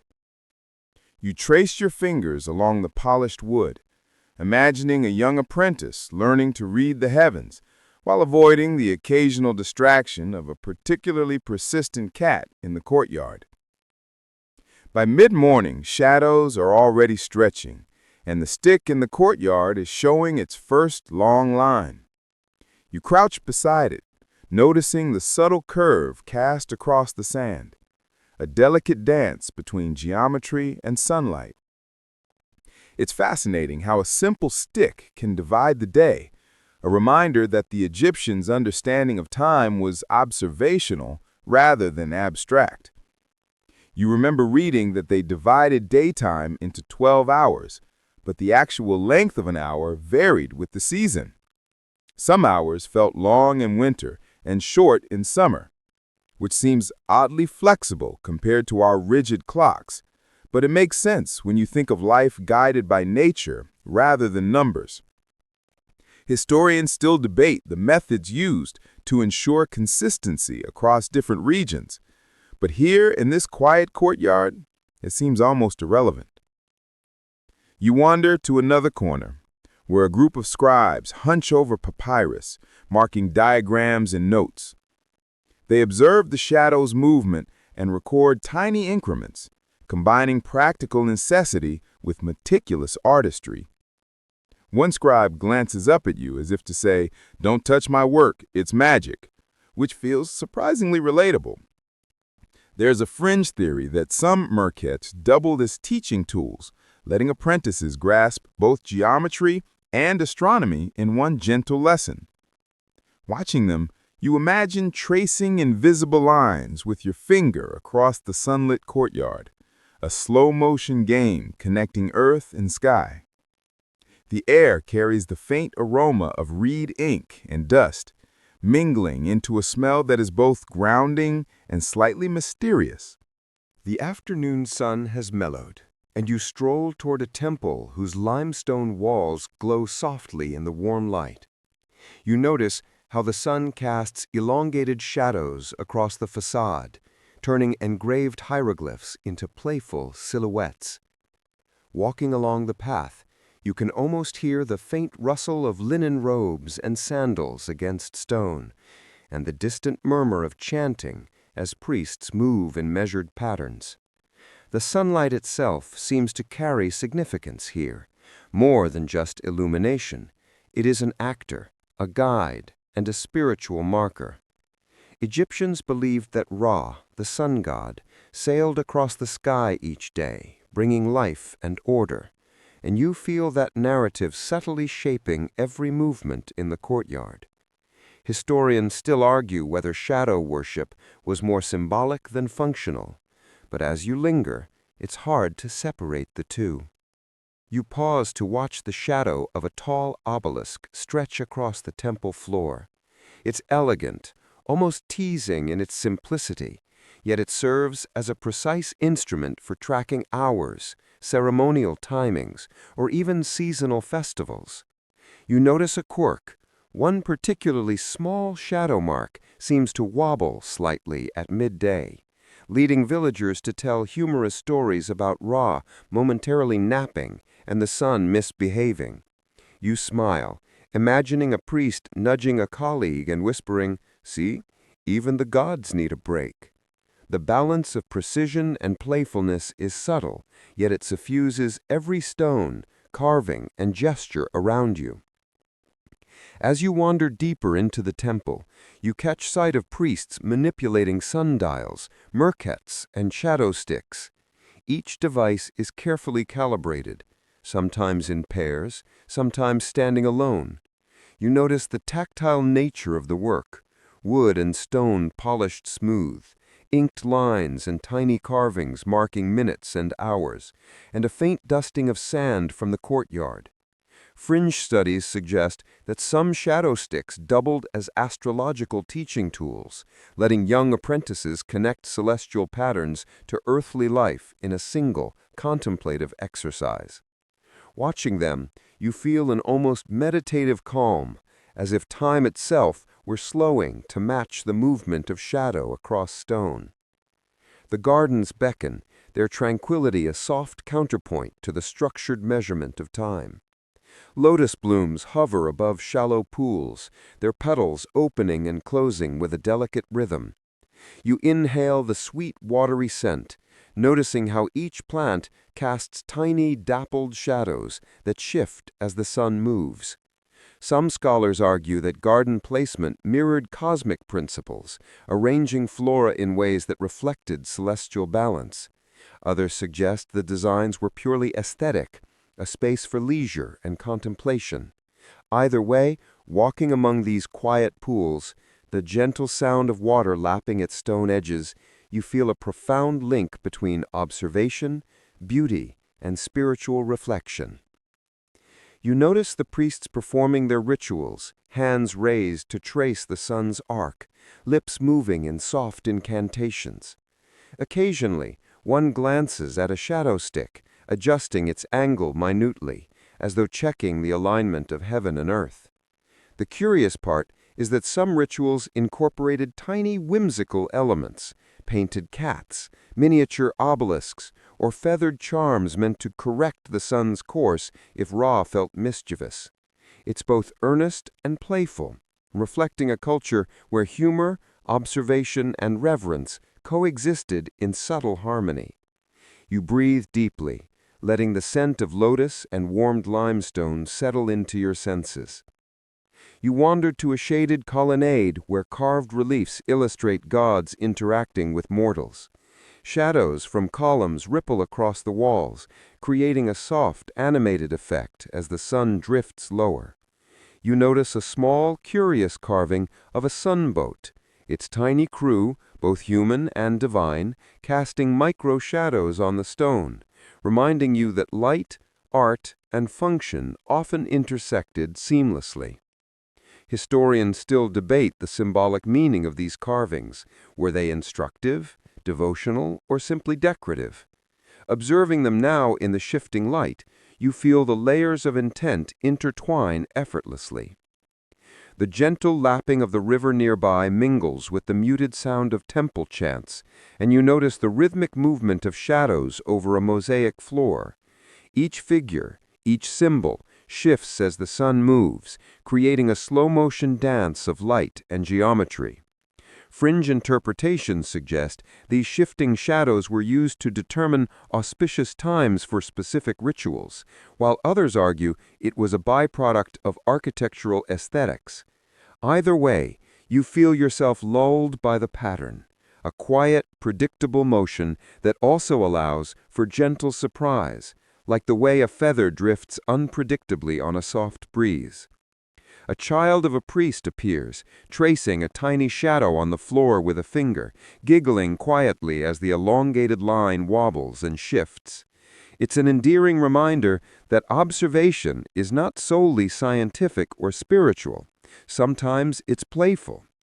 The shadow stick, the merket, and the obelisk all have a dual nature, precise instruments for understanding time and cosmos, yet objects of curiosity and amusement, inviting engagement and gentle learning. You remember the earlier village courtyard, the baker's stick, the scribe's playful notes, and notice the same continuity here, a blend of function, humor, and subtle ritual. The late afternoon sun warms your shoulders as you wander into a small chamber lined with alabaster vessels, each designed to hold oils, perfumes, or sacred waters. Light filters through narrow slits in the walls, casting thin ribbons of shadow across the floor. You notice how priests occasionally align the vessels to catch sunlight in specific ways, enhancing fragrance or visual effect. Some scholars argue these arrangements were functional, aiding in measurements for rituals, while others suggested they were symbolic, creating a visual representation of divine order. You lean back, absorbing the layered interplay of light, scent, and geometry. As evening approaches, the shadows lengthen dramatically. The obelisk in the courtyard now projects a long, elegant line across stone and sand, guiding the final moments of temple activity. Priests perform closing rituals, subtly adjusting instruments to mark the transition from day to night. Fringe stories tell of mischievous spirits stretching shadows at dusk, adding a light-hearted dimension to otherwise solemn proceedings. You feel yourself smiling, imagining the playful negotiation between humans and unseen forces, order and whimsy. The temple is quieter now. The sun dips toward the horizon, bathing the courtyard in amber light. You notice small details, a lizard curling in a shadow's cool edge, the faint glint of ink lines etched into papyrus, the slow sway of lotus blossoms. Even the simplest shadows, the stick in the corner, the pillar's columns, tell stories of time, observation, and human attention to detail. Historians still argue whether daily shadow readings influenced broader architectural or ritual planning, but here the evidence is clear. Life and time are intimately intertwined. Nightfall edges closer, and you find yourself seated on a stone bench, watching the temple shadows fade and stretch, imagining the journey of Ra across the sky. You reflect on how shadow sticks, merkets, and sundials mediate human understanding of natural cycles, blending science, art, spirituality, and playful observation. A gentle breeze carries the scent of the river and blooming lotus, and you feel the slow, rhythmic cadence of life in this ancient place settle over you. Quirky anecdotes, sleeping cats, mischievous children, wobbly shadow lines soften the precision, making it all feel human and relatable. By the time the last golden rays fade, you are wrapped in the quiet majesty of the temple, the rhythm of shadow and sun, and the gentle humor woven through observation. Every stone, stick, and mark holds a story, subtle yet profound, reminding you that time in ancient Egypt was both measured and experienced, observed and played with. You breathe in slowly, letting the soft, ambient sounds, distant river, faint chants, fluttering leaves settle into your senses as the temple and its shadows linger in your imagination. You step from the temple courtyard into a walled garden, and immediately the scents shift, sweeter now, softer, a mix of lotus, mint, and freshly tilled soil. Sunlight filters through tall papyrus stalks, casting flickering, almost playful shadows across the smooth stone paths. The garden seems alive in a quiet way. Bees hover above blooms, small birds hot between reeds, and the occasional frog croaks lazily near shallow pools. Walking slowly, you inhale deeply, noting the layered fragrances and imagining how the Egyptians themselves experienced these gardens not just as ornamental spaces, but as places for reflection, learning, and leisure. Historians still argue whether palace gardens were primarily spiritual spaces, practical food sources, or a combination of both, but for now, you can feel the intentional calm they inspired. The paths wind gently, lined with low hedges and flowering plants, many of which you recognize and many that seem entirely foreign. You stoop to touch a soft lotus petal, feeling its cool, delicate texture against your fingertips, and notice a curious hummingbird-sized insect hovering nearby, shimmering in sunlight. Some scholars suggest that specific plants were cultivated not just for aesthetic beauty, but for subtle medicinal properties, while others argue the arrangements were purely ceremonial, designed to mirror the order of the cosmos. You pause to admire a circular pool at the center, where lilies float serenely, reflecting golden sunlight like tiny mirrors, each ripple catching a fragment of sky. As you wander further, a gardener emerges, carrying a basket of fragrant oils, freshly harvested herbs, and tiny papyrus bundles. He hums softly as he arranges the plants, brushing the leaves with gentle hands, and you notice the meticulous care he gives even the smallest shoots. Fringe accounts suggest some of these gardens contained hidden compartments for rare or sacred herbs, known only to select priests or healers. You watch him sprinkle water over the papyrus roots, the droplets glinting in the sun, creating miniature rainbows that dance across stone edges. There's a subtle humor in imagining a tiny, invisible audience of gods observing each droplet's path, nodding in approval, or mild disappointment, depending on the day. You pause to sit on a low stone bench, feeling the sun warm your shoulders and noticing the gentle rustle of leaves. The garden paths are narrow, winding between pools and flower beds, and you find yourself following the patterns of sunlight and shadow across the ground. Some historians debate whether the layout of these gardens was inspired by symbolic representations of the Nile itself, with canals and pools mimicking the river's branching paths. Watching the movement of water and shadow, you can almost see the logic of this design, a natural choreography connecting life, leisure, and spiritual contemplation. A small fountain trickles quietly nearby, the water creating a soft rhythm against stone. You lean in, listening to its gentle melody, and notice a quirky detail.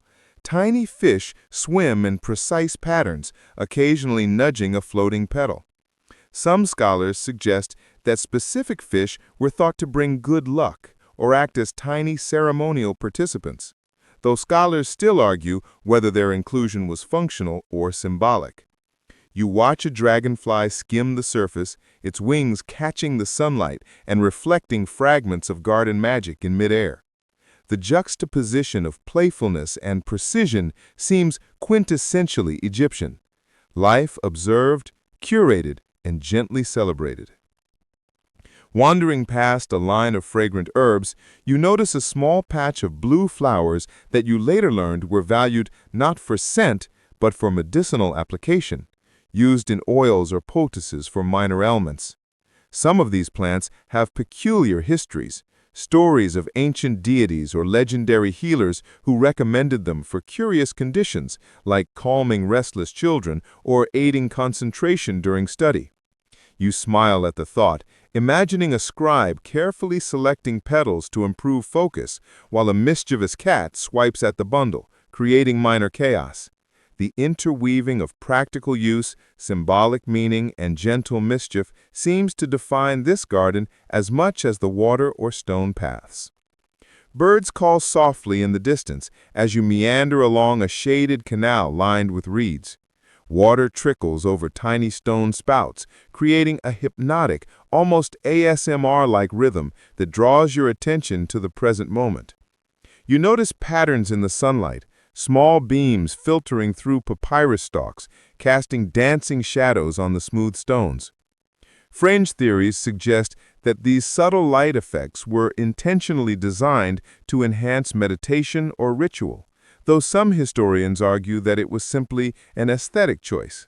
You lean back, feeling the gentle hum of life in the garden, observing the way every sound, shadow, and scent contributes to a slow, calming sensory experience. A gardener adjusts a small trellis, guiding flowering vines to form gentle arches over pathways. You duck under one, feeling the soft brush of petals against your forehead, and notice the serene smile of the gardener, content with the precise arc of growth. Some fringe accounts mention that these arches were symbolic doorways, guiding both humans and spirits through sacred spaces, though there's debate over whether this belief was universal or localized to specific palaces. You feel yourself walking deliberately, following not just paths, but the subtle choreography of design, letting your pace sync with the garden's rhythm. You pause near a small stone basin, its surface covered with floating petals.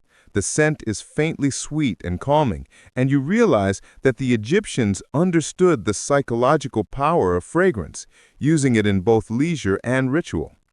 You dip a finger in the water, feeling its coolness contrast with the warmth of stone under your hand, and watch the ripples carry petals in soft, spiraling patterns. Historians still argue whether scent was primarily ceremonial or simply a pleasant luxury, but the sensory experience is undeniable. You inhale deeply, letting your breath synchronize with the slow, hypnotic motion of water and petals. In the late afternoon, the garden shadows lengthen, creating pockets of shade that shift gradually across pools, paths, and flower beds. You notice a priest and an apprentice carefully noting sunlight patterns, using them to determine optimal planting spots for the next season.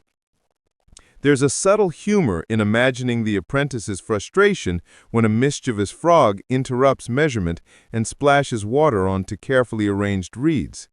Fringe theories suggest that some gardeners embedded symbolic markers in the garden's layout, invisible to the casual visitor, to teach lessons about time, order, or cosmic cycles. You find yourself observing both nature and human interaction in equal measure, the combination creating a gentle, almost hypnotic cadence. As the sun dips lower, golden light glints off the lotus pools, turning the water into a tapestry of amber and green. You notice small insects skimming the surface, casting delicate shadows that join the interplay of light and water.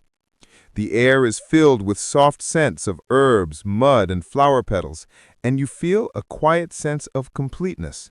Life observed, ordered, and celebrated in microcosm. Some historians debate whether the gardens were primarily for elite contemplation or community utility, but here the effect is universal, a slow, immersive journey through scent, sound, and sight.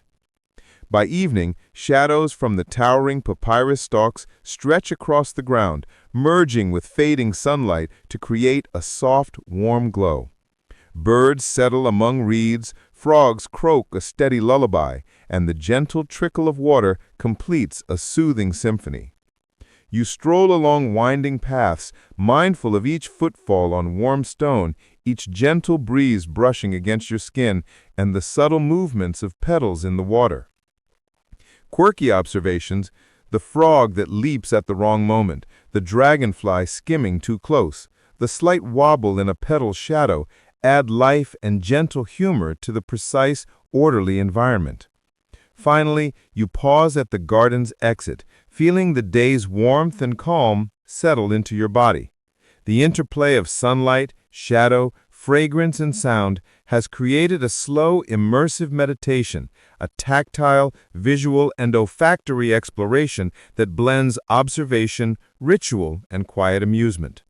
You take one last deep breath, noticing the way every element, stick, shadow, petal, ripple, contributes to a subtle mastery of time, space, and life itself. The garden, like the village and temple before it, leaves you with a gentle, reflective sense of harmony and calm, a perfect segue into the next chapter of shadow, observation, and human ingenuity. Hey guys, tonight we slip quietly into ancient Egypt, where the desert meets the green ribbon of the Nile. Picture the river at dawn, wide and calm, a mirror that catches the first streaks of pink light while ibis birds flap lazily above. The air is still cool, though you already sense the day will bring heat heavy enough to flatten you if you're not used to it. In fact, you probably wouldn't survive the first week here without some serious acclimation, and that's before the local mosquitoes even get a taste of you. So before you get comfortable, take a moment to like the video and subscribe, but only if you genuinely enjoy what I do here. And if you're watching, go ahead and let me know your location and the local time down in the comments. I always love seeing where in the world you're tuning in from. Now dim the lights, maybe turn on a fan for that soft background hum, and let's ease into tonight's journey together. You wake on a reed mat, the smell of smoke from last night's small cooking fire still faint on your clothes.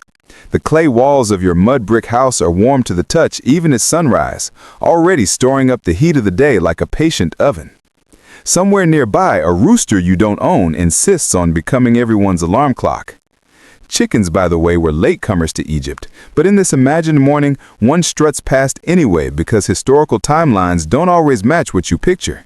And historians still argue whether domestic fowl were introduced here around the New Kingdom or much later. Stepping outside, you hear the village beginning to stir. The Nile gleams just beyond the fields, the lifeline of everything around you. Without the river's flood, the soil would be dust and stone. With it, the land transforms into ribbons of green so intense they look like they've been painted on by hand. Mainstream history tells us that the flooding was fairly predictable, enough that entire calendars were built around it. Farmers prayed for a good flood, not too shallow, not too high, like Goldilocks with water levels. As you trudge toward the riverbank, the ground feels soft under your feet, still damp from irrigation channels cut by hand. Water buffaloes stand in the shallows flicking their tails, looking unimpressed with human industry. Somewhere a boy is already singing to himself as he drives a small herd of goats toward a patch of grass. If you're squinting, the whole scene looks timeless, as though this morning could be happening 3,000 years ago, or yesterday. You lean down, scoop up a handful of Nile water and watch it drip back through your fingers. It's murkier than you expected. Even in antiquity, Egyptians worried about water quality. Papyrus scrolls mention boiling and straining methods, though whether they worked effectively is still debated. One quirky tidbit, some texts recommend using crushed barley seeds to purify water, which sounds suspiciously like an excuse to brew more beer, but maybe that was just multitasking. The sun pushes higher, lighting the tops of palm trees until they glow like fiery spears. You smell bread baking already, flat loaves slapped onto hot stones. Families work together, with women and girls kneading dough while small boys stoke fires. The aroma is rich, nutty, and almost sweet. You can't help but feel a pang of hunger, though you remember that breakfast comes later. First, there are morning chores, and no, nobody has invented coffee yet, so you'll have to get through this on sheer Nile-side determination. Your neighbor waves as he passes, carrying a basket of fish strung together like a wriggling necklace. Fishing was one of the earliest Nile traditions, though the methods varied: nets, hooks, even harpoons for bigger catches. Some scholars say certain fish species were taboo to eat depending on the region. Imagine refusing a perfectly good tilapia because the local temple frowned upon it. Historians still argue whether those taboos were strictly enforced or just loosely observed. A small child runs past you barefoot, giggling, and tosses a mud ball that misses your head by inches. You realize sandals would have been a good idea, but shoes were optional luxuries for most villagers. The ground is uneven but soft, warm already. You hear the bray of a donkey, see its long ears twitch, and realize just how central these animals were. Donkeys hauled water jars, carried crops, and stubbornly resisted orders, pretty much the same as they do today. As the day begins, you sense the rhythm of life falling into place. Chores, meals, prayers, gossip, and endless work tied to the land. It's not glamorous, not filled with golden treasures or dramatic hieroglyphic epics, but it's life as most Egyptians knew it. Simple, repetitive, sometimes backbreaking, and yet strangely soothing, because everything has its cycle, as reliable as the river itself. You take one last look at the shimmering Nile. It seems calm now, but you know its mood shift. Gentle floods, violent surges, and years of drought that could make entire villages vanish. For this moment, though, it's a mirror to the rising sun, whispering the start of another day that looks so ordinary and yet carries the weight of millennia in its ripples. You shuffle back from the riverbank, stomach growling a little because it's finally time for breakfast. Now, don't expect scrambled eggs, pancakes, or a cinnamon latte here. Ancient Egyptian mornings are built on bread and beer. That's it. The so-called breakfast of champions. The bread is dense, coarse, and speckled with bits of chaff and grit that have sneaked in during the grinding of grain. The stones used to crush emmer wheat leave tiny fragments behind, so when you chew, it's a little like biting into a deliciously flavored sandpaper. Archaeologists studying mummies often find worn-down teeth, ground almost flat from decades of eating this crunchy delight. On the bright side, you won't need to floss tonight. Next comes the beer. Forget the frothy, golden drink you picture from your local pub. Egyptian beer is more like a thick, sweet, porridge-ish liquid. Sometimes it's chunky enough that you'd almost need a spoon.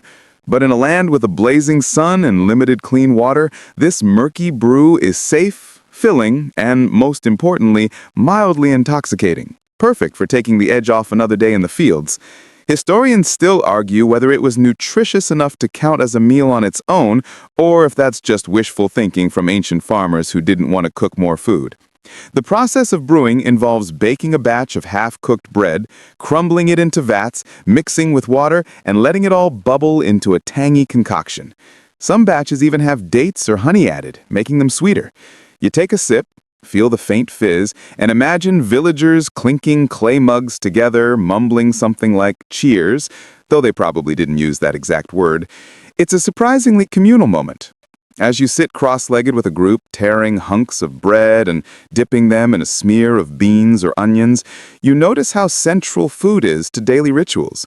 Sharing is survival. Without the collective storage of grain in silos, carefully counted and taxed, of course, famine would strike far more often. One mainstream fact you might not realize, bakers often work directly for temples or estates, their production tied to religious offerings as much as to family tables. And yet, quirks abound. Records mention workers being paid in bread and beer rations. Imagine doing a full day of stone hauling and getting handed 5 loaves and 2 jugs at the end. Forget direct deposits or checks. Your paycheck is literally dinner. Sometimes the beer allotment was so generous, you wonder how anyone got anything done. Maybe that explains the occasional wobbly hieroglyph line carved on a tomb wall. There's also the matter of onions. Yes, onions. Egyptians adored them, so much so that some were placed in tombs as offerings. You chew into one now, sharp and spicy, your eyes watering. Was this breakfast or self-inflicted punishment? Hard to tell. Historians still debate whether onions had religious symbolism, possibly tied to their layered shape, or whether they were just cheap, abundant, and good at keeping away mosquitoes, or friends, depending on your breath. Children run by, their faces sticky from date syrup, laughing with mouths full of crumbs. Someone nearby tries to sing a tune while tapping a little drum, though it's too early for most people's taste. A sleepy father mutters that the beer isn't strong enough, and everyone chuckles knowingly. Humor hasn't changed much in 4,000 years. You take another bite, crunching through grit again, and think about how this humble meal has powered empires, monuments, and endless cycles of life along the Nile. It's not glamorous, but it's deeply human. Each chew ties you to thousands of years of breakfasts, the kind no one writes epic poems about, yet the kind that truly sustains a civilization. The sun climbs higher, shadows shorten, and your belly is finally full, though perhaps not comfortably so. Bread lodged in your teeth, a faint buzz from the beer, and the day stretches ahead. Time to stand, stretch, and wonder what scratchy outfit you're about to wear into this long, hot morning. Your belly is full, your head is pleasantly fuzzy from that thick beer, and now comes the moment of deciding what to wear. Spoiler, It won't be complicated. Ancient Egyptian wardrobes are not exactly bursting with options. Still, you tug at a folded length of linen and prepare yourself for the scratchy embrace of history's most practical fabric. Linen, spun from flax plants, rules every closet. Cotton and silk are still centuries away from strutting your stuff here. The threads are pale, almost white, and when freshly woven, they gleam faintly in the sun.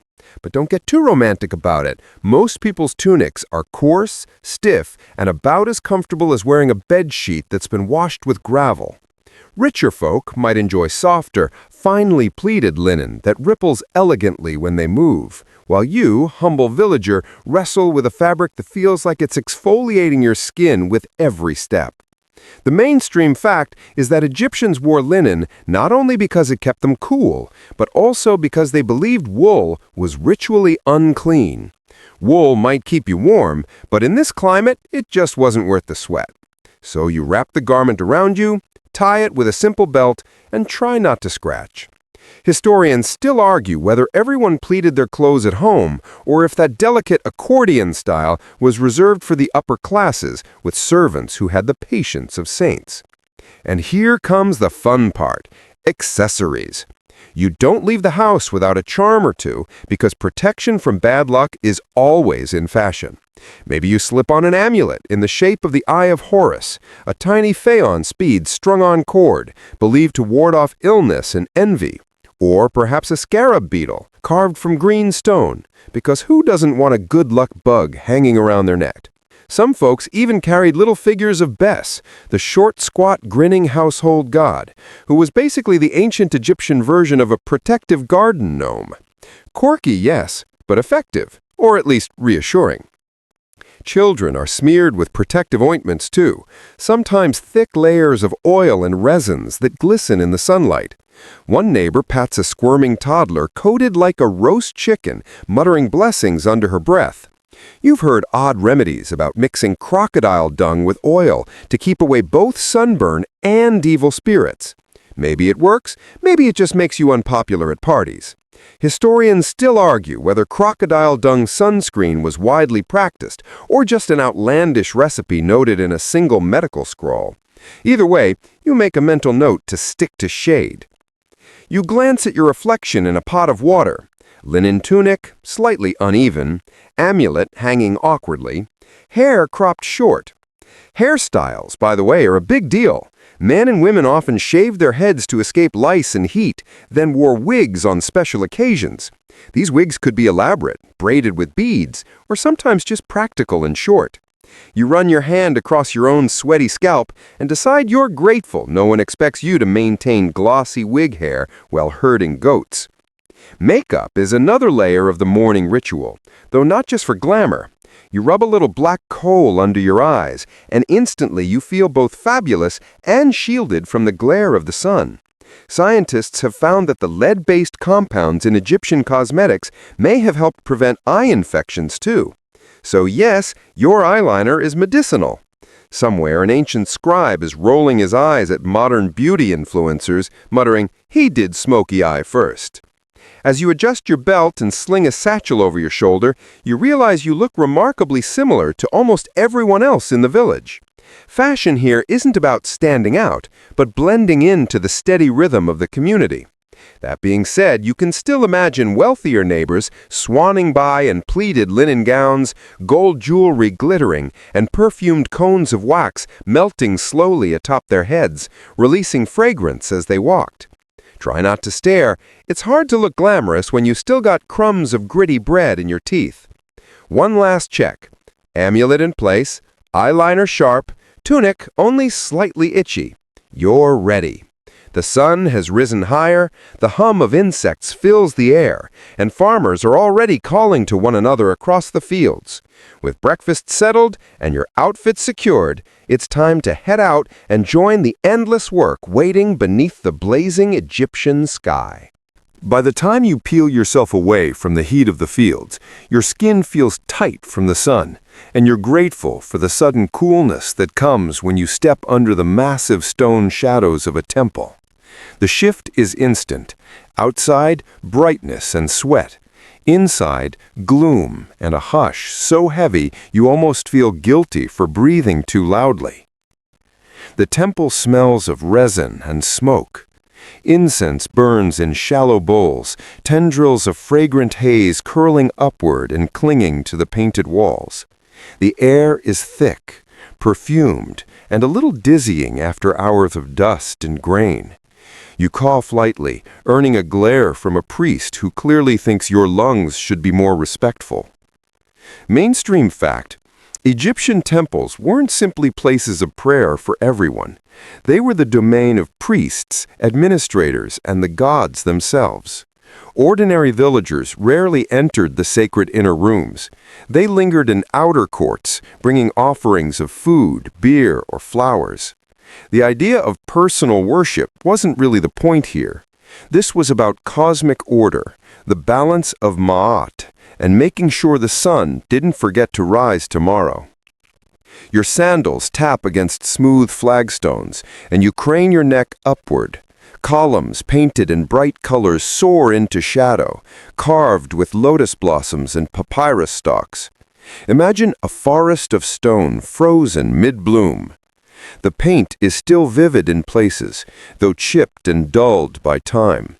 Historians still argue whether temples were repainted regularly in brilliant shades, or whether the faded colors we see now better reflect how villagers experienced them in everyday life.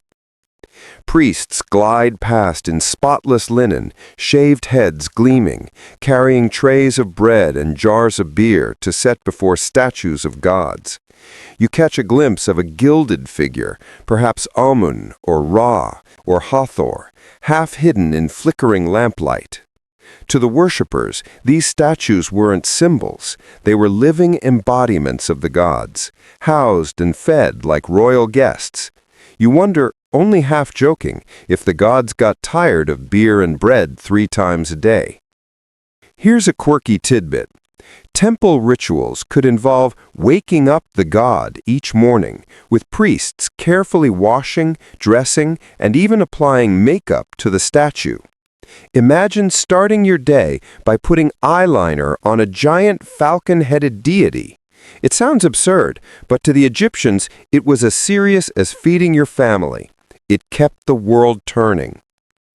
The chanting begins, low and rhythmic, echoing through the stone halls.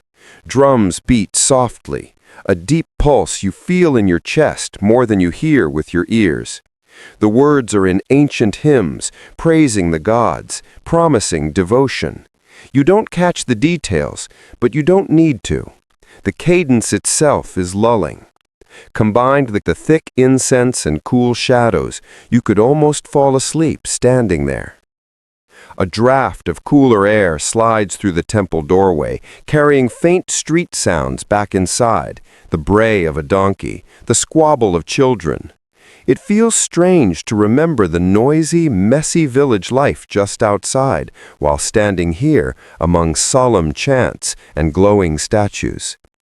2 worlds side by side, one dust, sweat, and onions, the other smoke, silence, and shimmering gods.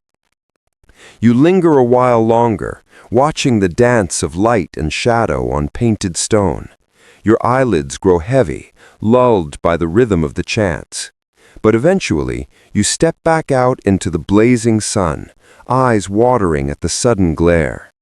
The Nile gleams once more in the distance, and a barge is gliding lazily along the water, reed bundles stacked high on its deck. The temple's shadows fade behind you, but their coolness clings like a faint perfume, a reminder of gods who must be constantly appeased so ordinary mortals like you can keep trudging through another day. The sun blazes overhead, and stepping back into its glare feels like walking into an oven. You squint toward the Nile, where barges drift slowly downstream, sails puffing with the faint breeze.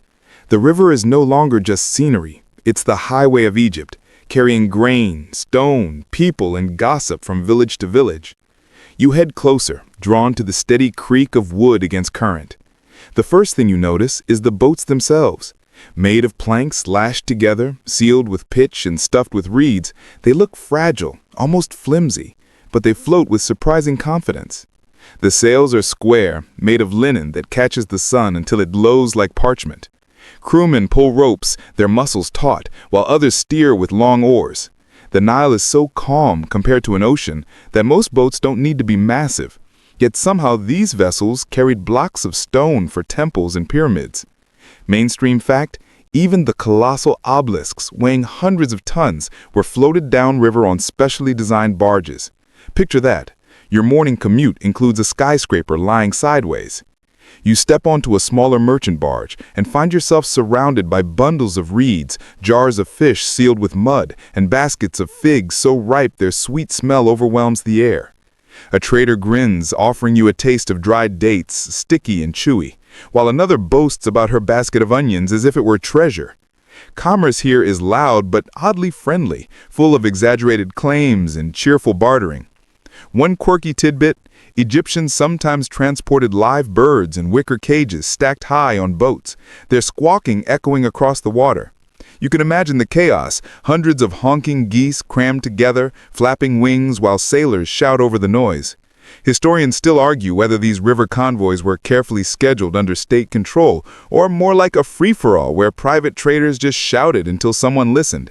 Either way, you're grateful you only have to ride along, not manage the inventory. The river air is different from the fields, cooler, carrying hints of water lilies and damp reeds. You lean against the rail, feeling the gentle sway as the boat cuts through the current. Fish leap occasionally, flashing silver, and a fisherman casts a net with a practice flick. His children splash nearby, laughing as they try to scoop up minnows with their hands. You almost forget the heat beating down, soothed by the rocking rhythm of the boat. On the opposite bank, you spot another barge passing, this one painted with bright red stripes. Its deck is crowded with pottery jars, and a group of musicians strum lyres and beat hand drums. Music on the Nile. It's part entertainment, part advertisement. Why not lure customers with a catchy tune? You half expect one of them to break into an ancient jingle for onions, but mercifully they don't. The boat glides past fields dotted with workers, then by clusters of papyrus reeds so thick they form floating islands. Birds nest among them, storks lifting off with heavy flaps of their wings. The river is alive, a constant hum of movement and sound, so different from the still sanctity of the temple. This is Egypt's bloodstream, carrying everything that sustains daily life. As you drift, your mind wanders to the bigger picture. The Nile doesn't just connect villages, it binds the whole kingdom. Pharaohs relied on this watery road to project power, to collect taxes, to feed armies. Without the river, there is no Egypt, only scattered desert settlements lost to the sands. You run your fingers along the warm wood of the boat, aware that every plank, every rope, every oar is part of a system that has lasted thousands of years. The boat pulls into a small dock, and you step on sun-bleached planks, ears ringing slightly from the shift in sound. Behind you, the crew calls out as they unload goods, fish for figs, reeds for pottery, onions for dates. The bartering begins again, loud and spirited, echoing across the water. You smile, realizing the Nile isn't just a river, it's a floating marketplace, a stage, a lifeline. And for the moment, you're part of its endless current. You step into the rising heat, linen rustling as your sandals, if you're lucky enough to own them, scuff the packed earth. The path winds past low mud brick homes, each with clay jars stacked outside, and then opens onto the wide, dazzling spread of farmland. The Nile's gift lies before you, flat and fertile, a green carpet stitched with channels of irrigation water. This is where most Egyptians spend their waking hours, bent, sunburnt, and patient, coaxing crops from the soil. A farmer waves you over, gesturing toward a pair of oxen tethered to a wooden plow. The animals grunt and shuffle, their hooves sinking into damp ground as the blade cuts a shallow trench. It's not glamorous, but it works. And it's one of those mainstream facts. Egyptian agriculture was so efficient that it produced enough surplus grain to feed laborers, priests, and even entire armies. Without these endless hours in the fields, there would be no pyramids, no temples, no golden treasures, just a lot of very hungry people staring at an empty horizon. The sun climbs quickly, harsh and unrelenting, reflecting off the wet soil until it feels like you're standing inside a baking oven. Sweat trickles down your temple, and you think longingly of shade. Workers sing as they labor, a rhythmic chant meant to synchronize movements. Their voices rise and fall like the river itself, steady and hypnotic. You try humming along, but you're offbeat. Your contribution earns you a few amused side eyes. Children dart between rows, chasing after frogs startled from their hiding spots. One boy shows you a small net woven from reeds, proudly declaring he'll catch fish for supper. You nod, though secretly you're wondering if you'd rather stick to bread. Frogs, fish, grain, it's all tied to the river, and the rhythm of flood and harvest keeps everyone's lives locked in its tide. And here's a quirky tidbit. Egyptian farmers sometimes trained baboons to help harvest figs. Yes, baboons. Imagine trying to manage a troop of furry coworkers who are just as likely to eat the produce as they are to hand it over. Whether this was a widespread practice or just a weird anecdote recorded once, historians still argue. But now you can't shake the image of monkeys running a fig farm with questionable efficiency. Back in the field, the plow moves slowly, carving its furrows as men toss seed into the damp earth. Women follow, pressing the grain lightly into place with their toes, rhythmic and careful. Everyone works together because the Nile's generosity has to be seized quickly. Miss the window and you risk losing a year's food supply. A gust of hot wind blows sand across the fields, stinging your eyes. You blink furiously, eyeliner smudging, and realize just how unforgiving this environment is. Without constant irrigation and endless human labor, the desert would reclaim these green strips in a heartbeat. That's why fields are lined with dikes and channels, all maintained by hand. A farmer crouches by one now, scraping mud into place to direct the trickle of water where it's most needed. You squat beside him, trying to help, though your efforts only result in a small mudslide. He laughs kindly, shakes his head, and shoos you back before you ruin the whole system. Overhead, a flock of geese honks noisily, circling before landing near the riverbank. Egyptians domesticated geese long before chickens became common here. Geese eggs and meat are valuable, though a bit gamey, and you realize that catching one would probably be a sport all its own. For now, the honking chorus becomes background music to the endless rustle of grain stalks in the wind. You glance at the horizon, shimmering in the distance, and think about how precarious this life must have been. 1 year of poor flooding could mean famine. Yet Egyptians managed for millennia, developing calendars, storage systems, and state granaries. Historians still argue whether ordinary villagers truly trusted the pharaoh to intercede with the gods for good floods, or if most people simply relied on their own stubborn luck. Either way, you keep your head down, push through the heat, and pretend you're used to it. Your back aches just from watching. You rub your shoulders, realizing you haven't even done the hard work yet. But that's the point. Daily labor here isn't glamorous or epic. It's repetitive, sweaty, and necessary. And yet there's a strange calm in it, a rhythm that lulls your thoughts, like the soft buzz of insects or the low chant of workers in the sun. The day stretches long, the Nile gleams, and you feel both exhausted and strangely soothed. Farming here is less about glory and more about survival. But it's survival that builds everything else: temples, palaces, even the history we're quietly wandering through right now. Hey guys, tonight we are stepping into the worn-out shoes of a 17th-century postman. Imagine the faint ringing of a church bell in some foggy little town, still half asleep. The sun hasn't even tried to peek over the rooftops yet, and here you are, tugging on boots that are already damp from yesterday's mud. The whole village is silent, except for a rooster that clearly didn't get the memo about subtle wake-up calls. Your job?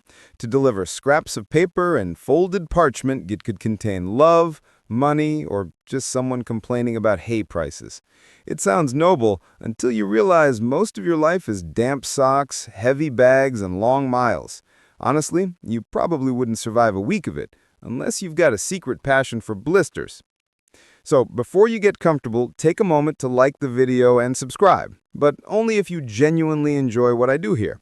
And hey, tell me in the comments where you're listening from and what time it is right now. I love knowing who's winding down on the other side of the world. Now, dim the lights, maybe turn on a fan for that soft background hum, and let's ease into tonight's journey together. The morning bell rings and you shoulder your post bag. It's heavier than you'd prefer, but lighter than yesterday, and you already know which villages will get your grumpier side today. The post station where you collect your bag is no palace, more like a drafty stable converted into an office. There's always the faint smell of hay and horse sweat, mixed with wax from the seals on letters. You pick through the pile, some sheets of parchment for a nearby monastery, a long scroll bound with string for a tax collector, and a couple of personal notes sealed with sloppy blobs of red wax. You don't peek, of course, you're an honest postman, but you do imagine. Everyone imagines.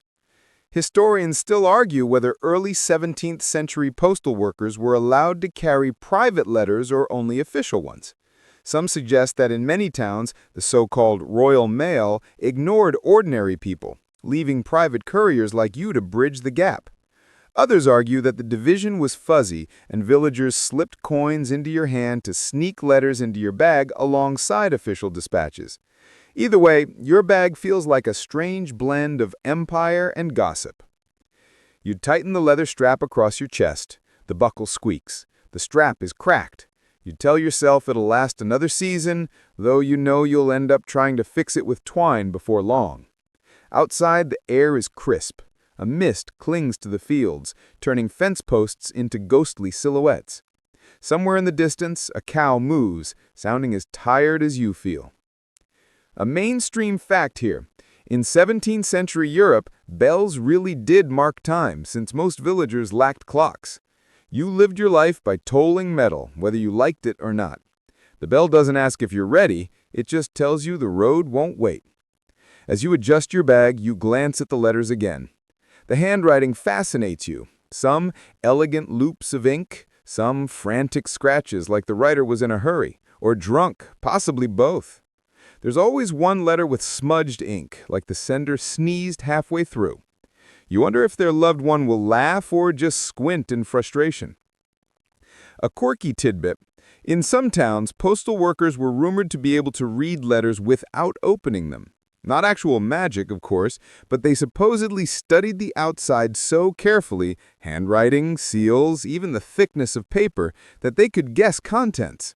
Imagine developing the Sherlock Holmes level of postal gossip just from sniffing parchment. You probably couldn't resist bragging about that skill in the tavern later. Today, you catch a faint smell of resin from one wax seal, likely frankincense, maybe shipped from far away. It's a little whiff of the world beyond your muddy roads, and it makes you grin despite your yawns. As the bell fades, you adjust your cloak, tug it tighter around your shoulders, and step outside the station's low door. The world is gray but expectant. Your boots crunch against gravel. Somewhere, a dog barks, already warning the neighborhood that you're up to something suspicious. Delivering mail, the most scandalous of crimes. You think briefly about the monks down the road. They'll want their parchment before their midday meal, otherwise they'll grumble in Latin that you can't understand but definitely feel in your bones. The manor house wants their long scroll by tomorrow, but you'll try to get it there today, partly to avoid trouble, partly to avoid storing that heavy thing in your bag overnight. And the personal notes, you know, those are the real treasure. The villagers you hand them to will squint at the seals like they're holding the crown jewels. The morning air is damp, but you breathe it in. Better than the stale hay inside. Your legs already ache, though you haven't gone far, but there's a certain peace in the ritual.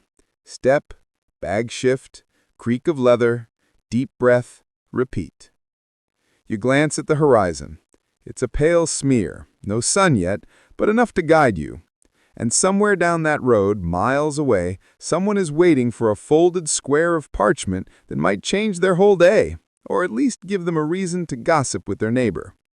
And with that thought, you begin your route, bell still echoing faintly behind you, the day stretching ahead like one long parchment scroll waiting to be unrolled. The road greets you the way it always does, with mud.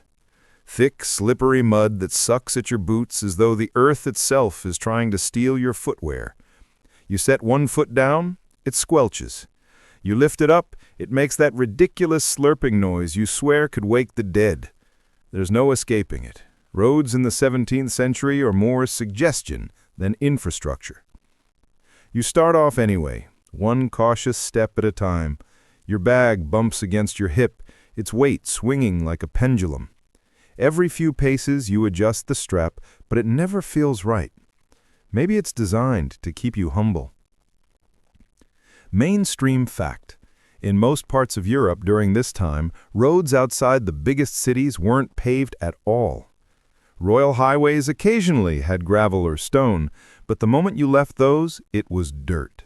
Dirt that turned to dust in summer and knee-deep muck in spring. You, as the poor postman, don't get to choose the season. You try to picture what this same road will look like in a few months. Dry, dusty, perhaps even pleasant. But that's not today. Today, the mud tries to swallow your boot with every step. At one point, you nearly topple forward, arms flailing, bag swinging dangerously close to landing in a puddle. You recover, looking around sheepishly, even though the only witnesses are crows perched on a fence.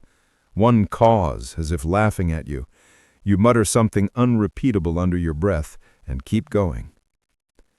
Historians still argue whether couriers like you more often walked or rode horses. Some say the government-issued routes were almost always covered by mounted riders.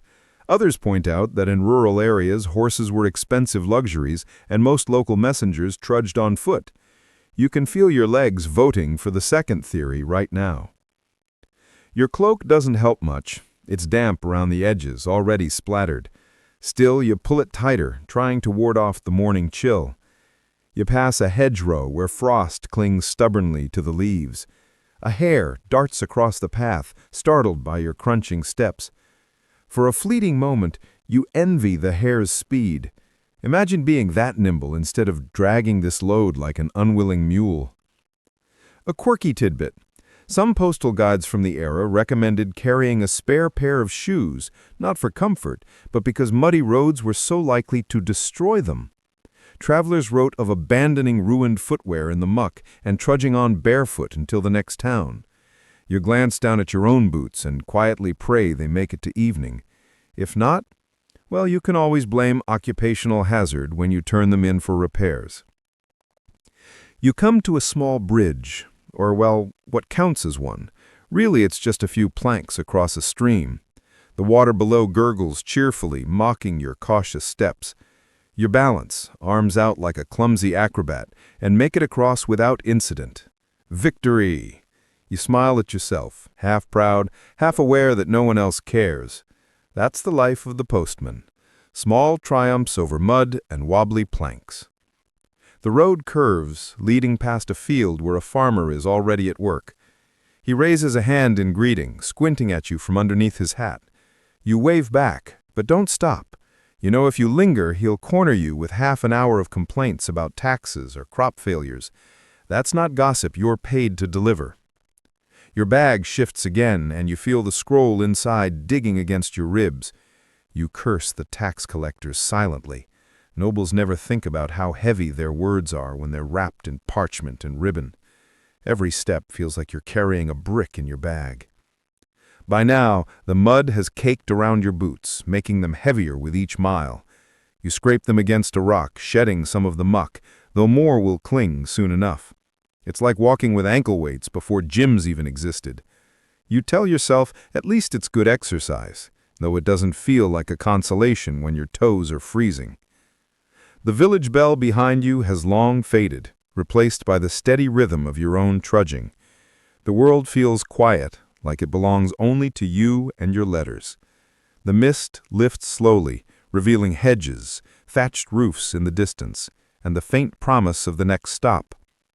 And through it all, the slurping mud, the swinging bag, the chilly air, you keep going. Because someone, somewhere, is waiting for you to appear at their door with ink-stained parchment. Whether it's a love note, a tax demand, or just an uncle reminding them about hay prices, you're the thin, muddy line connecting them all. The road has flattened out now. Less mud, more rutted dirt. Your boots are still damp, but at least they're not being swallowed whole anymore. The morning is brightening, the mist thinning into gentle wisps that cling stubbornly to low fields.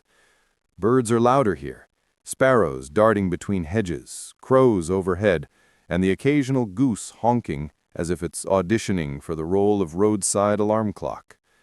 You pat the bag at your side. The letters rustle faintly, almost like they're whispering their secrets to one another. And here's the thing, you can't help but wonder. Each folded square, each parchment scroll sealed with wax is a locked door you'll never open. You're the courier, not the reader. But the curiosity still hums.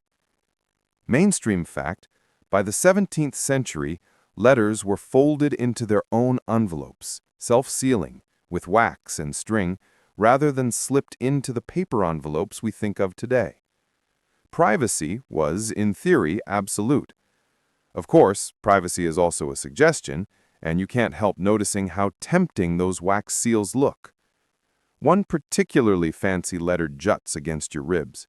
Its seal is pressed with some kind of crest, probably belonging to a minor noble who insists on adding 3 extra flourishes just to remind you he's important. Another is less tidy, wax dribbled down the fold in a lopsided blob. You smile. Someone clearly struggled with their candle. Maybe they were in a hurry, or maybe they were just bad at it. Historians still argue whether peasants commonly wrote their own letters or relied on scribes. Literacy rates were uneven, and in some places, only priests or notaries could reliably scratch out correspondence. So when you see a clumsy blob of wax, you imagine some frustrated farmer squinting over his inkpot, muttering about how much trouble it is to write 2 pigs for sale. You shake the bag gently, listening to the muffled rustle. Each letter has its own weight, its own voice. You picture them not as paper, but as personalities traveling with you. The elegant scroll, that's the nobleman in the corner, demanding the best seat. The smudged one, that's the shy neighbor who always mumbles at the tavern. And the one that smells faintly of resin, that's the mysterious traveler leaning back with secrets they won't share. Quirky tidbit, some letters of this era were actually perfumed, dipped or dabbed with scented oils so that the aroma would linger even after long journeys. Imagine delivering a note that smells like lavender to someone who hasn't bathed in a week. You'd be doing them a favor just by handing it over. You sniff at the bag, half wishing one of yours carried such a pleasant distraction, but no luck today. Just parchment and faint wax smoke. As you trudge, your imagination runs wild. What if this letter with the sloppy wax seal is a love note? What if someone's heart is dangling in your bag, waiting to be dropped on a doorstep? You picture the scene, a blushing girl opening the fold, scanning the ink, smiling shyly at words written by candlelight. Or maybe she frowns, confused by the clumsy handwriting. Either way, you carried the moment in your muddy satchel. You chuckle. You know better than to get romantic. It's more likely a merchant nagging about late payment. Still, your brain insists on daydreaming. That's part of what keeps the miles moving. The morning air sharpens as the road narrows between hedgerows. A dog barks somewhere ahead, and you tense instinctively. Dogs are part of the job description no one told you about. You give your bag a reassuring pat, as though the letters themselves could ward off canine teeth. Back to your musings. You've heard rumors that some postmen, less honest ones, did, in fact, steam open seals, peek inside, and reseal them carefully. Was it curiosity? Spying? Maybe both. Historians still argue whether this was tolerated by officials or harshly punished when discovered. You, at least, stick to your daydreams. Letters feel safer that way. Better to imagine secrets than risk being caught with melted wax on your hands. The road rises slightly, giving you a view of fields stretching outward. Thin smoke curls from a distant chimney, promising warmth you won't feel for hours yet. You roll your shoulders and adjust the strap again, imagining the letters shifting, settling into their places. It almost feels like they sigh with you. Another mile slips by. You pass a low stone wall, mossy and uneven. You pause, leaning against it, catching your breath. Your bag is lighter than yesterday's load, but somehow your shoulders still ache. As you rest, you tap the edge of the bag gently, like drumming on a locked treasure chest. "What are you hiding in there?" you murmur. A crow nearby answers with a caw. You smile. "Thanks for the input." When you stand again, the bag feels a little friendlier, like it's sharing the walk instead of dragging you down. Letters, after all, are more than ink and paper. They're voices, stitched together across distance. And for a brief, silly moment, you feel like the world's quietest party host, carrying all those conversations to their waiting ears. Your stomach growls. Of course it does. You've barely been on the road a couple of hours, and already the dream of bread and cheese is tugging at your mind like a particularly persuasive donkey. You pat your bag, letters on one side, food bundle on the other. One is noble duty, the other is survival. Guess which one you're more excited about. You find a spot by the side of the road, a low stone fence where the moss cushions your back if you lean just right. The air is brisk, but at least the sun is beginning to show itself, shyly edging over the horizon. You rummage through your satchel's side pocket and pull out a hunk of bread, yesterday's cheese, and a small flask that may or may not contain more water than ale. Don't judge, you're a postman in the 17th century. Hydration rules are different here. Mainstream fact, bread and cheese were indeed the staple diet of ordinary travelers in this period. Not fancy cheese, nothing that would make a Parisian swoon, just hard, salty stuff that survived a few days without turning into a science experiment. You gnaw at yours, breaking off bits with your teeth. It squeaks between your molars, a sure sign of both its freshness and its stubbornness. A quirky tidbit, ale in the 17th century was often safer to drink than water. Wells could be contaminated, rivers were shared with livestock, and let's just say clean drinking water wasn't exactly a catchphrase yet.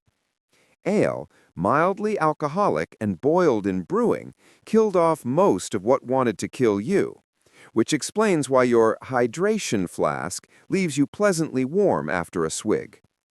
You chew slowly, letting the rhythm of eating distract you from the rhythm of walking. The bread is dry, crumbling a little, but dipped in ale, it softens into something almost comforting. You lean your head back against the stone and close your eyes for a moment, savoring. The sounds of the countryside surround you, birds squabbling overhead, a distant cow complaining, the shuffle of leaves in a breeze. Historians still argue whether postmen on rural routes received official rations from stations or were left to fend for themselves. Some records suggest inns along the way were paid to provide meals, but in practice, many travelers brought their own provisions to avoid expense or disappointment. Judging by the firmness of this cheese, you're definitely in the fend-for-yourself camp today. As you munch, your mind wanders. You picture nobles at their banquets, roasted meats, delicate pastries, sweet wines, while you sit here trying to gnaw through a crust that could double as a defensive shield. Still, there's something satisfying about it. You joke to yourself that this is farm-to-table dining, centuries before trendy cafes would charge extra for the concept. A dog barks in the distance again, sharper this time. You glance up, wary. Nothing appears, so you go back to your bread. Your joke quota for the morning is filled when you realize that the cheese smells faintly like your boots. You grimace, but keep eating. Hunger is a persuasive editor. By the time you finish, crumbs cling to your cloak, and the last sip of ale lingers warmly in your chest. You feel both heavier and lighter. Heavier in the belly, lighter in the spirit. For a moment, you even forget about the blisters forming in your boots. You brush off your hands, carefully tuck the flask away, and check the bag of letters. Still secure, still pressing against your ribs like impatient passengers waiting for their stop. You sigh good-naturedly and push yourself back onto the road. The next stretch is quieter. The world feels almost suspended. No farmers yet in the fields, no wagons rattling past, just you and the slow crunch of your boots. The ale has softened your mood, and you catch yourself humming under your breath. Not a song anyone else would recognize, just a tuneless rhythm to keep your steps steady. You imagine how your day will look in 100 years. Will someone laugh at how quaint it seems to carry paper across mud for hours on end? Or will they envy the slowness, the quiet, the absence of ringing devices demanding attention every 5 minutes? Historians still argue whether postmen on rural routes received official rations from stations or were left to fend for themselves. You know firsthand that they were both harder and simpler. Harder on your feet, simpler on your mind. A gust of wind tugs at your cloak. You tighten it, tug the strap of your bag into place, and start walking again. The taste of bread lingers faintly, mixed with the tang of ale. It's not luxurious, but it's enough to fuel another mile, maybe 2. And so you move on, a little heavier in the belly, a little lighter in the spirit. Still the quiet thread weaving villages together, one folded letter at a time. The rain eases, replaced by the quiet chatter of the road itself, boots squelching, bag creaking, and the occasional bird startled from the hedgerows. You're in the long middle stretch of your route now, where boredom and curiosity battle it out in your head. Fortunately, the road brings company. A farmer appears first, pushing a creaky wheelbarrow stacked with kindling. His hat sags low over his eyes, and he lifts it briefly to nod at you. You nod back, polite, careful not to slow down too much. You know from experience that if you pause, he'll launch into a 30-minute debate about whether the new tax collectors are secretly allergic to honesty. You let the nod do the talking and keep walking. Not long after, a group of children trails you for a few paces. They giggle at the sight of your bag, whispering as though it holds treasure. One brave boy asks, "Is it gold?" You chuckle and shake your head. "Better," you whisper. "It's words." They blink at you, confused, then burst into laughter as if you've just told the world's worst riddle. Before long, they peel off back to their cottages, still giggling. Mainstream fact: in the 17th century, children were often fascinated by letters because so few of them could read. A folded parchment sealed with wax was as mysterious as a locked chest, and the bearer of those secrets, yes, that's you, seemed almost magical. A quirky tidbit: some towns grew so familiar with their postmen that children would follow along the route to announce their arrival, like an impromptu parade. Imagine a gaggle of kids shouting, "Letters! Letters!" while you trudge, pretending you're not flattered. You wonder if you'll earn that kind of following one day, or if you'll just keep getting mocked for muddy boots. As the road curves, a dog trots out from a yard. You freeze. It stares, head cocked, tail stiff. Then, just as you prepare for battle, it bounds over and starts sniffing your satchel. You exhale in relief. The dog clearly has a nose for parchment, or maybe the faint whiff of cheese still lingering from your earlier snack. You gently push it away, laughing under your breath. "Sorry, boy, no bones in here, just overdue tax notices." The dog sneezes, unimpressed, and wanders back to its yard. Historians still argue whether rural postmen were seen as trusted figures or treated with suspicion. In some regions, villagers greeted the courier warmly, eager for news. In others, they eyed him warily, worried about spies or gossip. Judging from the mix of giggles and barking you've received today, the truth is probably somewhere in between. The road grows lively for a moment as you meet a peddler with a cart full of pots and pans. He jingles cheerfully as he passes, nodding and muttering something about the weather. You glance back and notice the children from earlier tailing him now, fascinated by the clanging metal. You can't help but smirk. Apparently, your bag of words lost its shine to shiny cookware. Typical. As you trudge on, you realize these small encounters keep the monotony at bay. Every nod, every bark, every giggle is a reminder that you're not just trudging through mud and drizzle, you're part of the living road, woven into the daily rhythm of the countryside. You are, in a way, the moving gossip column of the 17th century. You glance down at the letters once again. They don't reveal their secrets, but you can imagine the voices waiting at the other end, the noble sniffing at muddy boots, the sweetheart clutching a folded note, the farmer sighing at overdue debts. And scattered along the way are the children, dogs, and curious strangers who make your day feel less like a lonely march and more like a wandering play. The sun peeks briefly from the clouds, casting a shimmer on puddles and glints on your damp cloak. You grin, just a little. For now, you're less a soggy scarecrow and more a reluctant hero, carrying not swords or gold, but words that will ripple out in laughter, arguments, sighs, and maybe even a kiss or two. The road decides it has had enough of being polite. The sun creeps higher, but instead of warming you, it just makes the clouds of your breath look slightly ridiculous. Then the drizzle begins. Not a dramatic storm, not the cinematic kind of rain that lets you yell, "Curse the heavens!" Just a steady mist that seeps into everything. Your cloak absorbs it like a sponge. The shoulders go first, then the seams, and soon you feel each drop sliding down toward your elbows. You tug the hood tighter, but it only shifts the discomfort. The bag on your side seems to grow heavier, as if the letters themselves are sulking about the weather. The wax seals hold, thank goodness, but you picture their edges softening with every damp gust. The last thing you want is to deliver someone's heartfelt letters smelling like mildew. Mainstream fact: early mail routes in Europe didn't stop for weather. Rain, wind, even snowstorms, couriers were expected to push through. The motto of reliability wasn't carved into postal services yet, but the expectation was already there. If people had trusted you with their words, you delivered, soggy boots or not.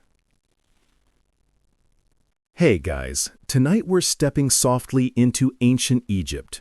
You're standing beneath a velvet black sky pricked with stars, the air still warm from a sun that seems never to quit.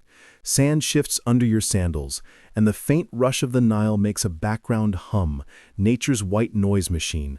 The pyramids loom in the distance, but tonight we won't be climbing those impossible slopes or peeking into cursed tombs. No, tonight we're focusing on something much smaller, much sillier, and, oddly enough, much more human. We're talking about the invention of the very first breath mints. Yes, the people who wrapped their kings in gold and linen also cared deeply about garlic breath. You probably won't survive this desert heat without a water bottle, let alone fit in with the locals, but at least you'll know their secret trick to smelling socially acceptable. So, before you get comfortable, take a moment to like the video and subscribe, but only if you genuinely enjoy what I do here. And hey, drop your location and the time where you're watching, whether it's midnight in Minnesota or early morning in Mumbai. Now, dim the lights, maybe turn on a fan for that soft background hum, and let's ease into tonight's journey together.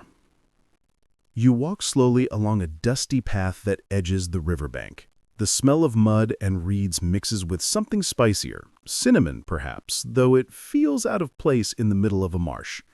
Ancient Egypt is a land of paradoxes. Stone tombs that will outlast empires, and yet daily worries that feel oddly modern. Picture a fisherman hauling in Nile perch. He's sweaty, his teeth not exactly dentist approved, and when he goes to greet a priest, there's a social hurdle. No one likes the smell of fish breath, not even in 1500 BCE. This is why the Egyptians, masters of perfumes, oils, and incense, also dabbled in little nuggets of sweetness designed to mask the less glamorous realities of human existence. Historians still argue whether these concoctions should be called medicine, candy, or pure social armor. But either way, they tell you something important. Fresh breath mattered. Think about it. These were people obsessed with order, balance, and harmony. They painted their gods in symmetrical poses, aligned pyramids with the stars, and even organized their daily routines around the steady flooding of the Nile. Against that backdrop, bad breath wasn't just a nuisance, It was a disruption of cosmic balance.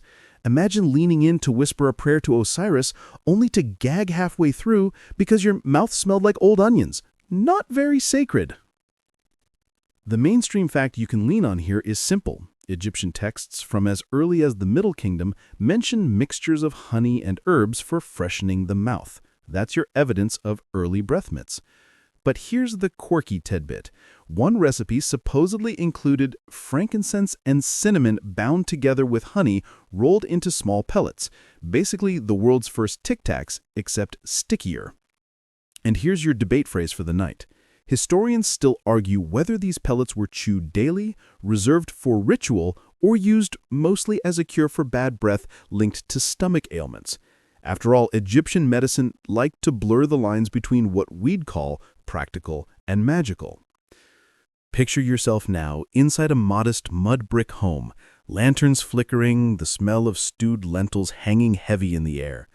A mother kneads dough for tomorrow's bread, her children squabbling over who gets the corner seat near the fire. And on the shelf in the corner, a tiny jar of sticky spheres. They're not snacks for kids, they're carefully rolled breath mints meant for father when he goes to the temple tomorrow. Practical, yes, but also a little ceremonial. You take one, cautiously. It's gritty, uneven, and tastes strange. Sweet, yes, thanks to honey. Spicy, too. Cinnamon, if you're lucky enough to afford it, though more often it might be a local herb. And faintly smoky, because resins like frankincense don't exactly dissolve cleanly in your mouth. Modern gum might win on flavor, but these little nuggets were doing their job 4,000 years ago. And here's your first joke tonight. Imagine an ancient Egyptian chewing away awkwardly, trying to impress someone at a banquet when a resin chunk gets stuck between his teeth. Ancient problem, no floss. Modern solution, still no one carries floss. The Nile drifts by, crocodiles lurking just beneath the surface. Somewhere upriver, traders are bringing cinnamon all the way from South Asia, proof that people will go to extraordinary lengths to not smell like yesterday's dinner. The world is wide, the desert's endless, and yet in the palm of your hand sits a tiny ball of honey and spice, a symbol of how deeply people have always cared about the small comforts. You close your eyes. The scent of incense wafts from a nearby temple, mingling with the minty spice aroma of those ancient pellets. Your breath feels fresher already, though it's probably just your imagination. Still, in the middle of a land obsessed with eternity, it's funny how much detail was lavished on something as fleeting as a single exhale. You're still lingering on the riverbank, but the night has deepened and the stars look sharper now, like someone polished the sky while you weren't looking. As you stroll toward the bustle of a nearby settlement, you start to notice how much emphasis people here place on presentation. Robes pressed as neatly as linen can allow, wigs carefully scented with oils, and, most importantly for our journey tonight, a rather invisible detail, their breath. You might think, really? Breath? Wasn't survival more pressing than smelling nice? But that's exactly where you'd be mistaken. For Egyptians, daily survival and spiritual survival were intertwined. To them, cleanliness and good smells weren't luxuries, they were moral duties. Little markers of respect toward others and the gods. Step into a temple precinct and you'll see priests wash multiple times a day, shave their entire bodies to maintain ritual purity, and burn incense constantly. You're expected to bring offerings, bow deeply, and yes, speak your prayers. Imagine doing that while reeking of yesterday's onions and beer. Awkward. The mainstream historical fact here, Egyptian etiquette demanded freshness. In fact, in some inscriptions, sweet breath is described as a sign of favor from the gods themselves. It wasn't just about social life, it was practically a divine endorsement. Now, picture yourself wandering into the courtyard of a temple in Thebes. Torches flicker, priests glide about in white linen, and incense coils upward like silk ribbons into the sky. Everyone is speaking softly, reverently, and there you are, edging into the crowd. Someone turns to greet you. You can almost feel the tension because if your breath smells like last night's fish stew, you've ruined the atmosphere. Imagine walking into a yoga class today while holding a bag of fried onions. Same vibe. So you see, fresh breath wasn't just an afterthought, it was a requirement for ritual space, much like removing your shoes before entering certain sacred places today. The Egyptians, with their meticulous obsession for order, what they called ma'at, extended it to their mouths. Harmony had to flow from your words, your gestures, and, apparently, your exhalations. Here's your quirky tidbit. Some records suggest that Egyptians even considered bad breath a symptom of disharmony in the soul. Not just a dental problem, but a cosmic imbalance. So chewing one of those sticky pellets wasn't only about courtesy, it might have been about aligning yourself with the universe. You can laugh, but admit it, you've chewed gum before an Audrib interview, not just to keep from offending, but because it made you feel more put together. Same principle, just a 4,000-year head start. Now, historians still argue whether mints were common among everyday farmers and fishermen, or reserved for elites attending temple rituals and court banquets. Was it something every household whipped up with honey and herbs, or a privilege of those who could afford imported spices like cinnamon? The papyri are frustratingly vague, leaving you to imagine both scenarios. A humble farmer sucking on a honey pellet before talking to the village headman, or a noblewoman casually popping one before dancing at a feast. And speaking of feasts, imagine the spread. Roasted goose, figs, beer brewed thick as porridge, onions piled high, garlic chopped into sauces. Delicious? Absolutely. But breath-wise, a disaster.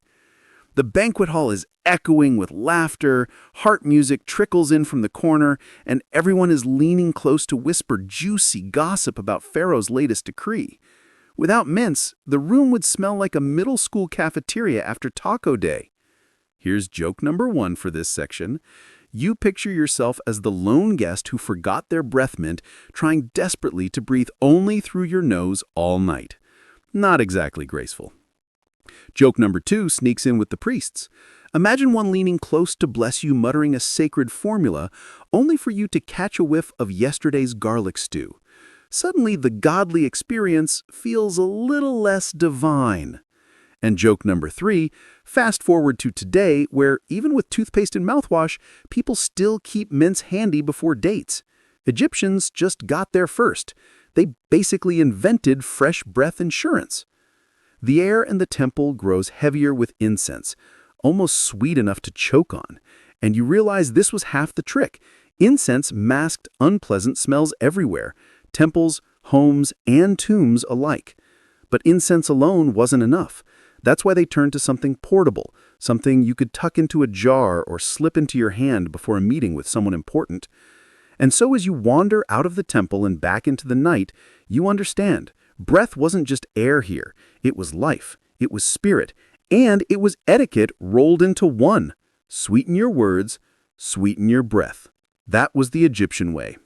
The path out of the temple leads you toward a quieter quarter of the city, where workshops huddled together like sleepy neighbors. You duck into one that smells unlike any other, a pungent cocktail of honey, resin, and something you can't quite place. Welcome to the Egyptian apothecary, or perhaps you might call it a kitchen of mysteries, where the earliest breath mints are being born. On the shelves are clay jars with faded markings, bundles of dried herbs tied with reed string, and bowls sticky with half-finished mixtures. You can almost hear the scrape of pestles grinding against stone, the low hum of workers chanting to keep rhythm. Tonight, you're about to meet the ingredients that made Egyptian mouths more tolerable. The mainstream historical fact is this. Surviving medical papyri describe recipes for freshening the mouth using honey mixed with fragrant spices and resins. Honey wasn't just for flavor, it was a preservative, sticky enough to bind everything together into chewable pellets. But here comes the quirky tidbit. One recipe suggests cinnamon, cardamom, and frankincense bound in honey. Sounds delicious, right? Except cinnamon and cardamom weren't local. They came from as far away as South or Southeast Asia, traveling through endless trade routes. In other words, the Egyptians' obsession with fresh breath may have sparked one of the earliest examples of long-distance grocery shopping. Now, historians still argue whether some of the more bizarre ingredients were actually used. Crocodile dung, for instance, shows up in lists of substances for cosmetics and even birth control. Some researchers wonder if it ever slipped into recipes for oral remedies, though others think that's just a scribal confusion. So, no, you're probably safe from dung-flavored Tic Tacs. Probably. Imagine the scene. A young apprentice is tasked with measuring out herbs. He sneezes dramatically as the cinnamon dust tickles his nose, and his teacher scolds him, warning not to waste such precious spice. The boy mutters something under his breath, ironically needing a mint himself. The workshop buzzes with energy. A woman carefully warms honey over a small brazier until it loosens, golden and glossy, before pouring it into a stone mortar. She sprinkles in ground cardamom, adds a lump of frankincense resin, and begins to pound with steady rhythm. The mixture grows fragrant, filling the space with a sweetness that clings to your clothes. And here's your first joke of the night. Imagine this sticky paste ending up not in someone's mouth, but in their hair by accident. Congratulations, you've just invented the world's first accidental candy-scented gel. Now, think about how exotic this all felt in ancient times. Honey wasn't rare, but pairing it with imported spices was a luxury. When you hold one of these finished pellets, you're not just holding a mouth freshener, you're holding proof of a civilization that reached across deserts and seas to satisfy even its smallest comforts. It's like if someone in your neighborhood imported rare Himalayan mint leaves just for their chewing gum. Second joke. Somewhere, surely, a thrifty Egyptian grumbled, "Why waste precious cinnamon on your mouth when we could burn it for the gods?" Priorities are always up for debate. You step back and notice the jars lining the walls, some labeled with hieratic scrawls too quick for your tired eyes to decipher. Are they recipes, shopping lists, or warnings not to mistake this mixture for face paint? Historians still argue whether the recipes in medical papyri were practical directions for daily use, or more like symbolic charms meant to combine magical properties.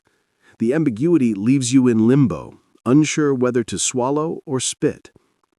Another scent drifts through the doorway, garlic roasting on an open hearth nearby. You suddenly understand why breath mints were so necessary.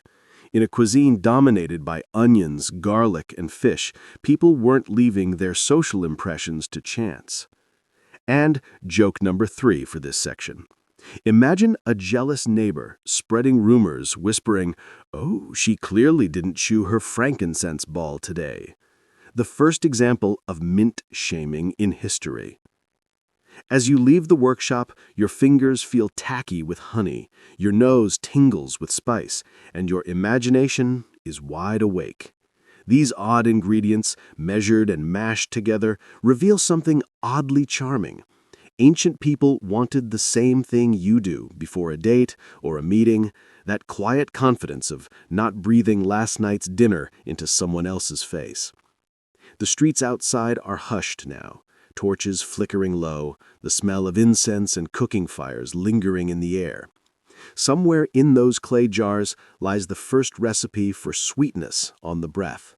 And as you stroll away, you can't help but think, it's both strange and soothing that such small details mattered so much, even in a world of pyramids, gods, and empires.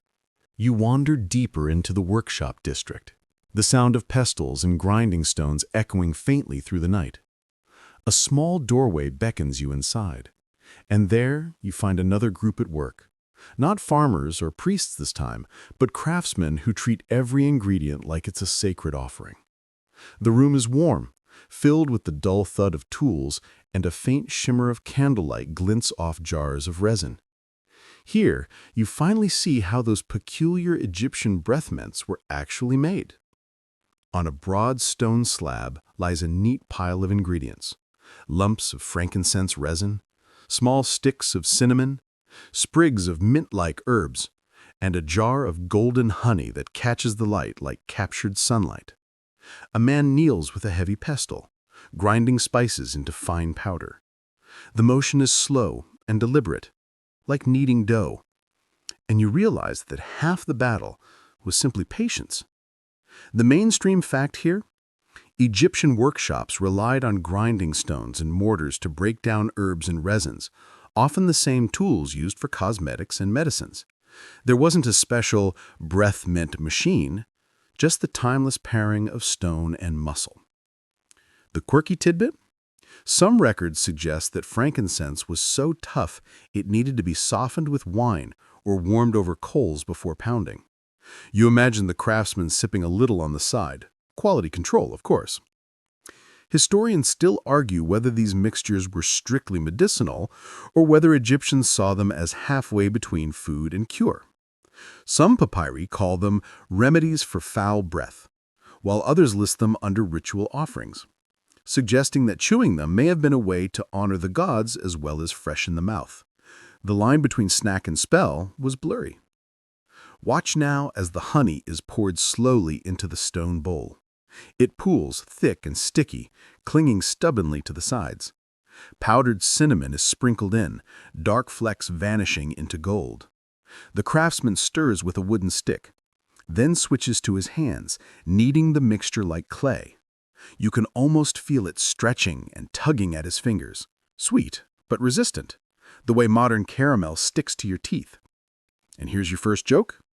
Picture the poor apprentice stuck with the cleanup job, scraping hardened honey off the stone slab at the end of the day. World's first dishwasher and still no tips. The air is heavy with spice. It clings to your clothes, sneaks into your lungs, and makes your stomach growl. But no one's eating these little nuggets just yet. They need to be shaped.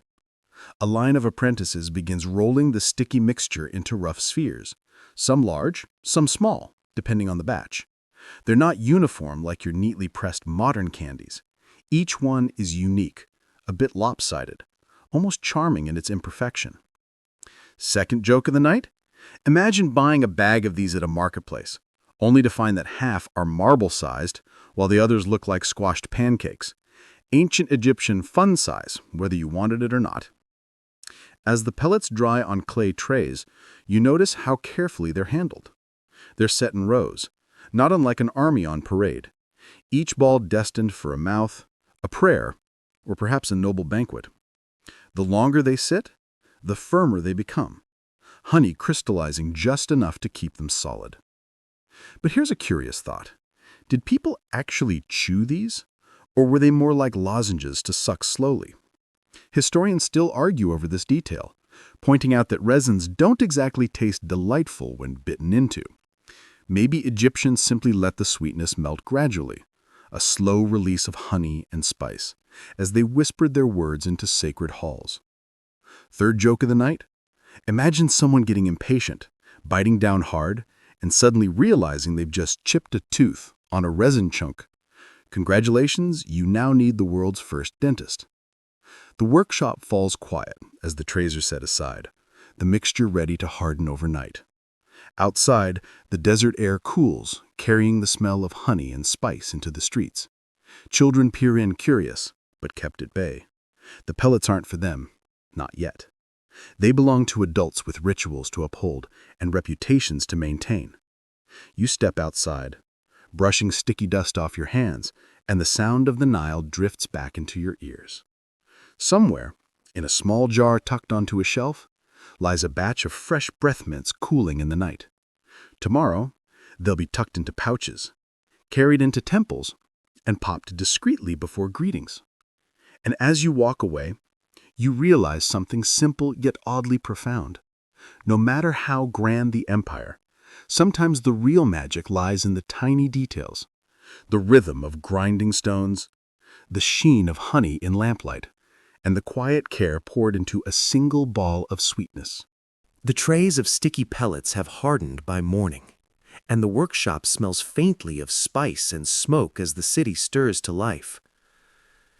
You drift along the street, following the faint clatter of footsteps and voices, until you find yourself at a courtyard where people sit cross-legged, rolling tiny balls between their palms.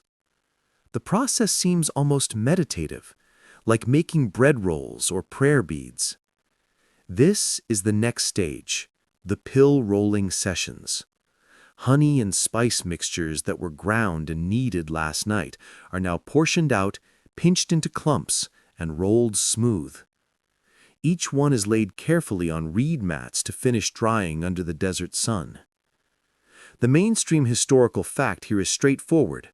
Egyptians shaped many of their medicinal and cosmetic preparations into pills or pellets, sometimes sealing them in little packets or jars. The habit of rolling medicine into swallowable or chewable balls goes back thousands of years.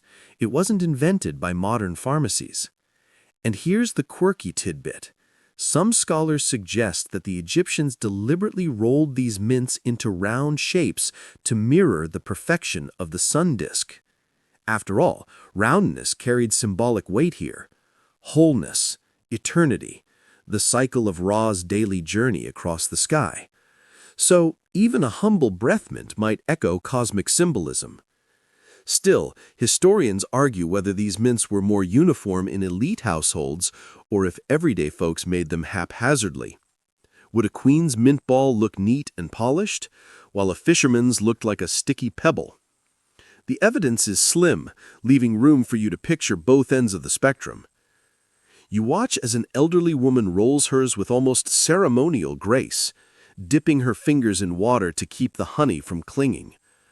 A boy beside her struggles, muttering as his misshapen lump sticks to his palm. The laughter that follows feels timeless, ancient people teasing each other over clumsy handiwork, just as you'd mock a lopsided cookie today.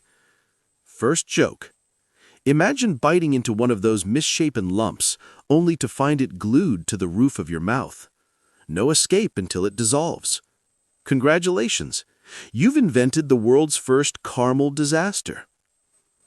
The courtyard hums with chatter as neighbors stop by to collect a handful of pellets for the day. They tuck them into linen pouches, sometimes embroidered, sometimes plain. You notice how casually it happens, like someone today pocketing a stick of gum before heading out. There's no ceremony here, just quiet practicality. Second joke. You picture a harried father rushing out the door, realizing halfway down the street he's forgotten his mint pouch, and groaning, "Great, now everyone will know I had garlic for breakfast." The sun climbs higher, and the mats of drying pellets gleam faintly in the light. Some crack slightly, exposing gritty herbs inside, while others keep their sheen. Children eye them with curiosity, but adults shoo them away. These are not candy, they insist. Still, you can imagine a few kids sneaking a taste when no one's looking. And here's the third joke. One mischievous boy pops a pellet into his mouth, expecting sweetness, only to spit it out seconds later, sputtering at the overpowering resin flavor. Lesson learned: don't steal medicine disguised as candy. As you drift away from the courtyard, you notice the rhythm of life around you. Men haul baskets of fish from the Nile. Women trade onions and leeks at the market. Scribes carry scrolls to the temple. And somewhere in almost every pouch or pocket, a sticky little sphere waits, ready to rescue its owner from culinary regret. The act of rolling, drying, and pocketing these pellets seems simple, but to you it feels like a ritual of care, a way of preparing for the day ahead, like brushing teeth or brewing coffee. It's a moment of pause, a gesture towards social harmony, and a reminder that even empires were built one small sticky ball at a time. The courtyard fades behind you, the sound of rolling hands softening into the hum of daily life. The Nile glitters in the distance, carrying whispers of trade and travel. But for now, you hold in your palm a single honey spice pellet, round, imperfect, and oddly comforting. The morning sun has now brightened into midday, and you find yourself wandering toward the towering walls of a temple complex. The closer you get, the more you notice that temples aren't just religious spaces. They're also laboratories, clinics, and, in a sense, pharmacies of the ancient world. If you thought your local dentist's office smelled strongly of antiseptic, wait until you step into a room filled with incense, honey, and chalky powders. Inside, priests glide about in spotless white linen, their heads shaved smooth, their bodies washed several times a day in sacred pools. They aren't just spiritual leaders, they're also healers, surgeons, and yes, the closest thing Egyptians had to dentists. It's here you see the curious overlap, a priest chanting prayers while also handing out pellets for bad breath. Imagine your modern dentist reciting hymns while polishing your teeth.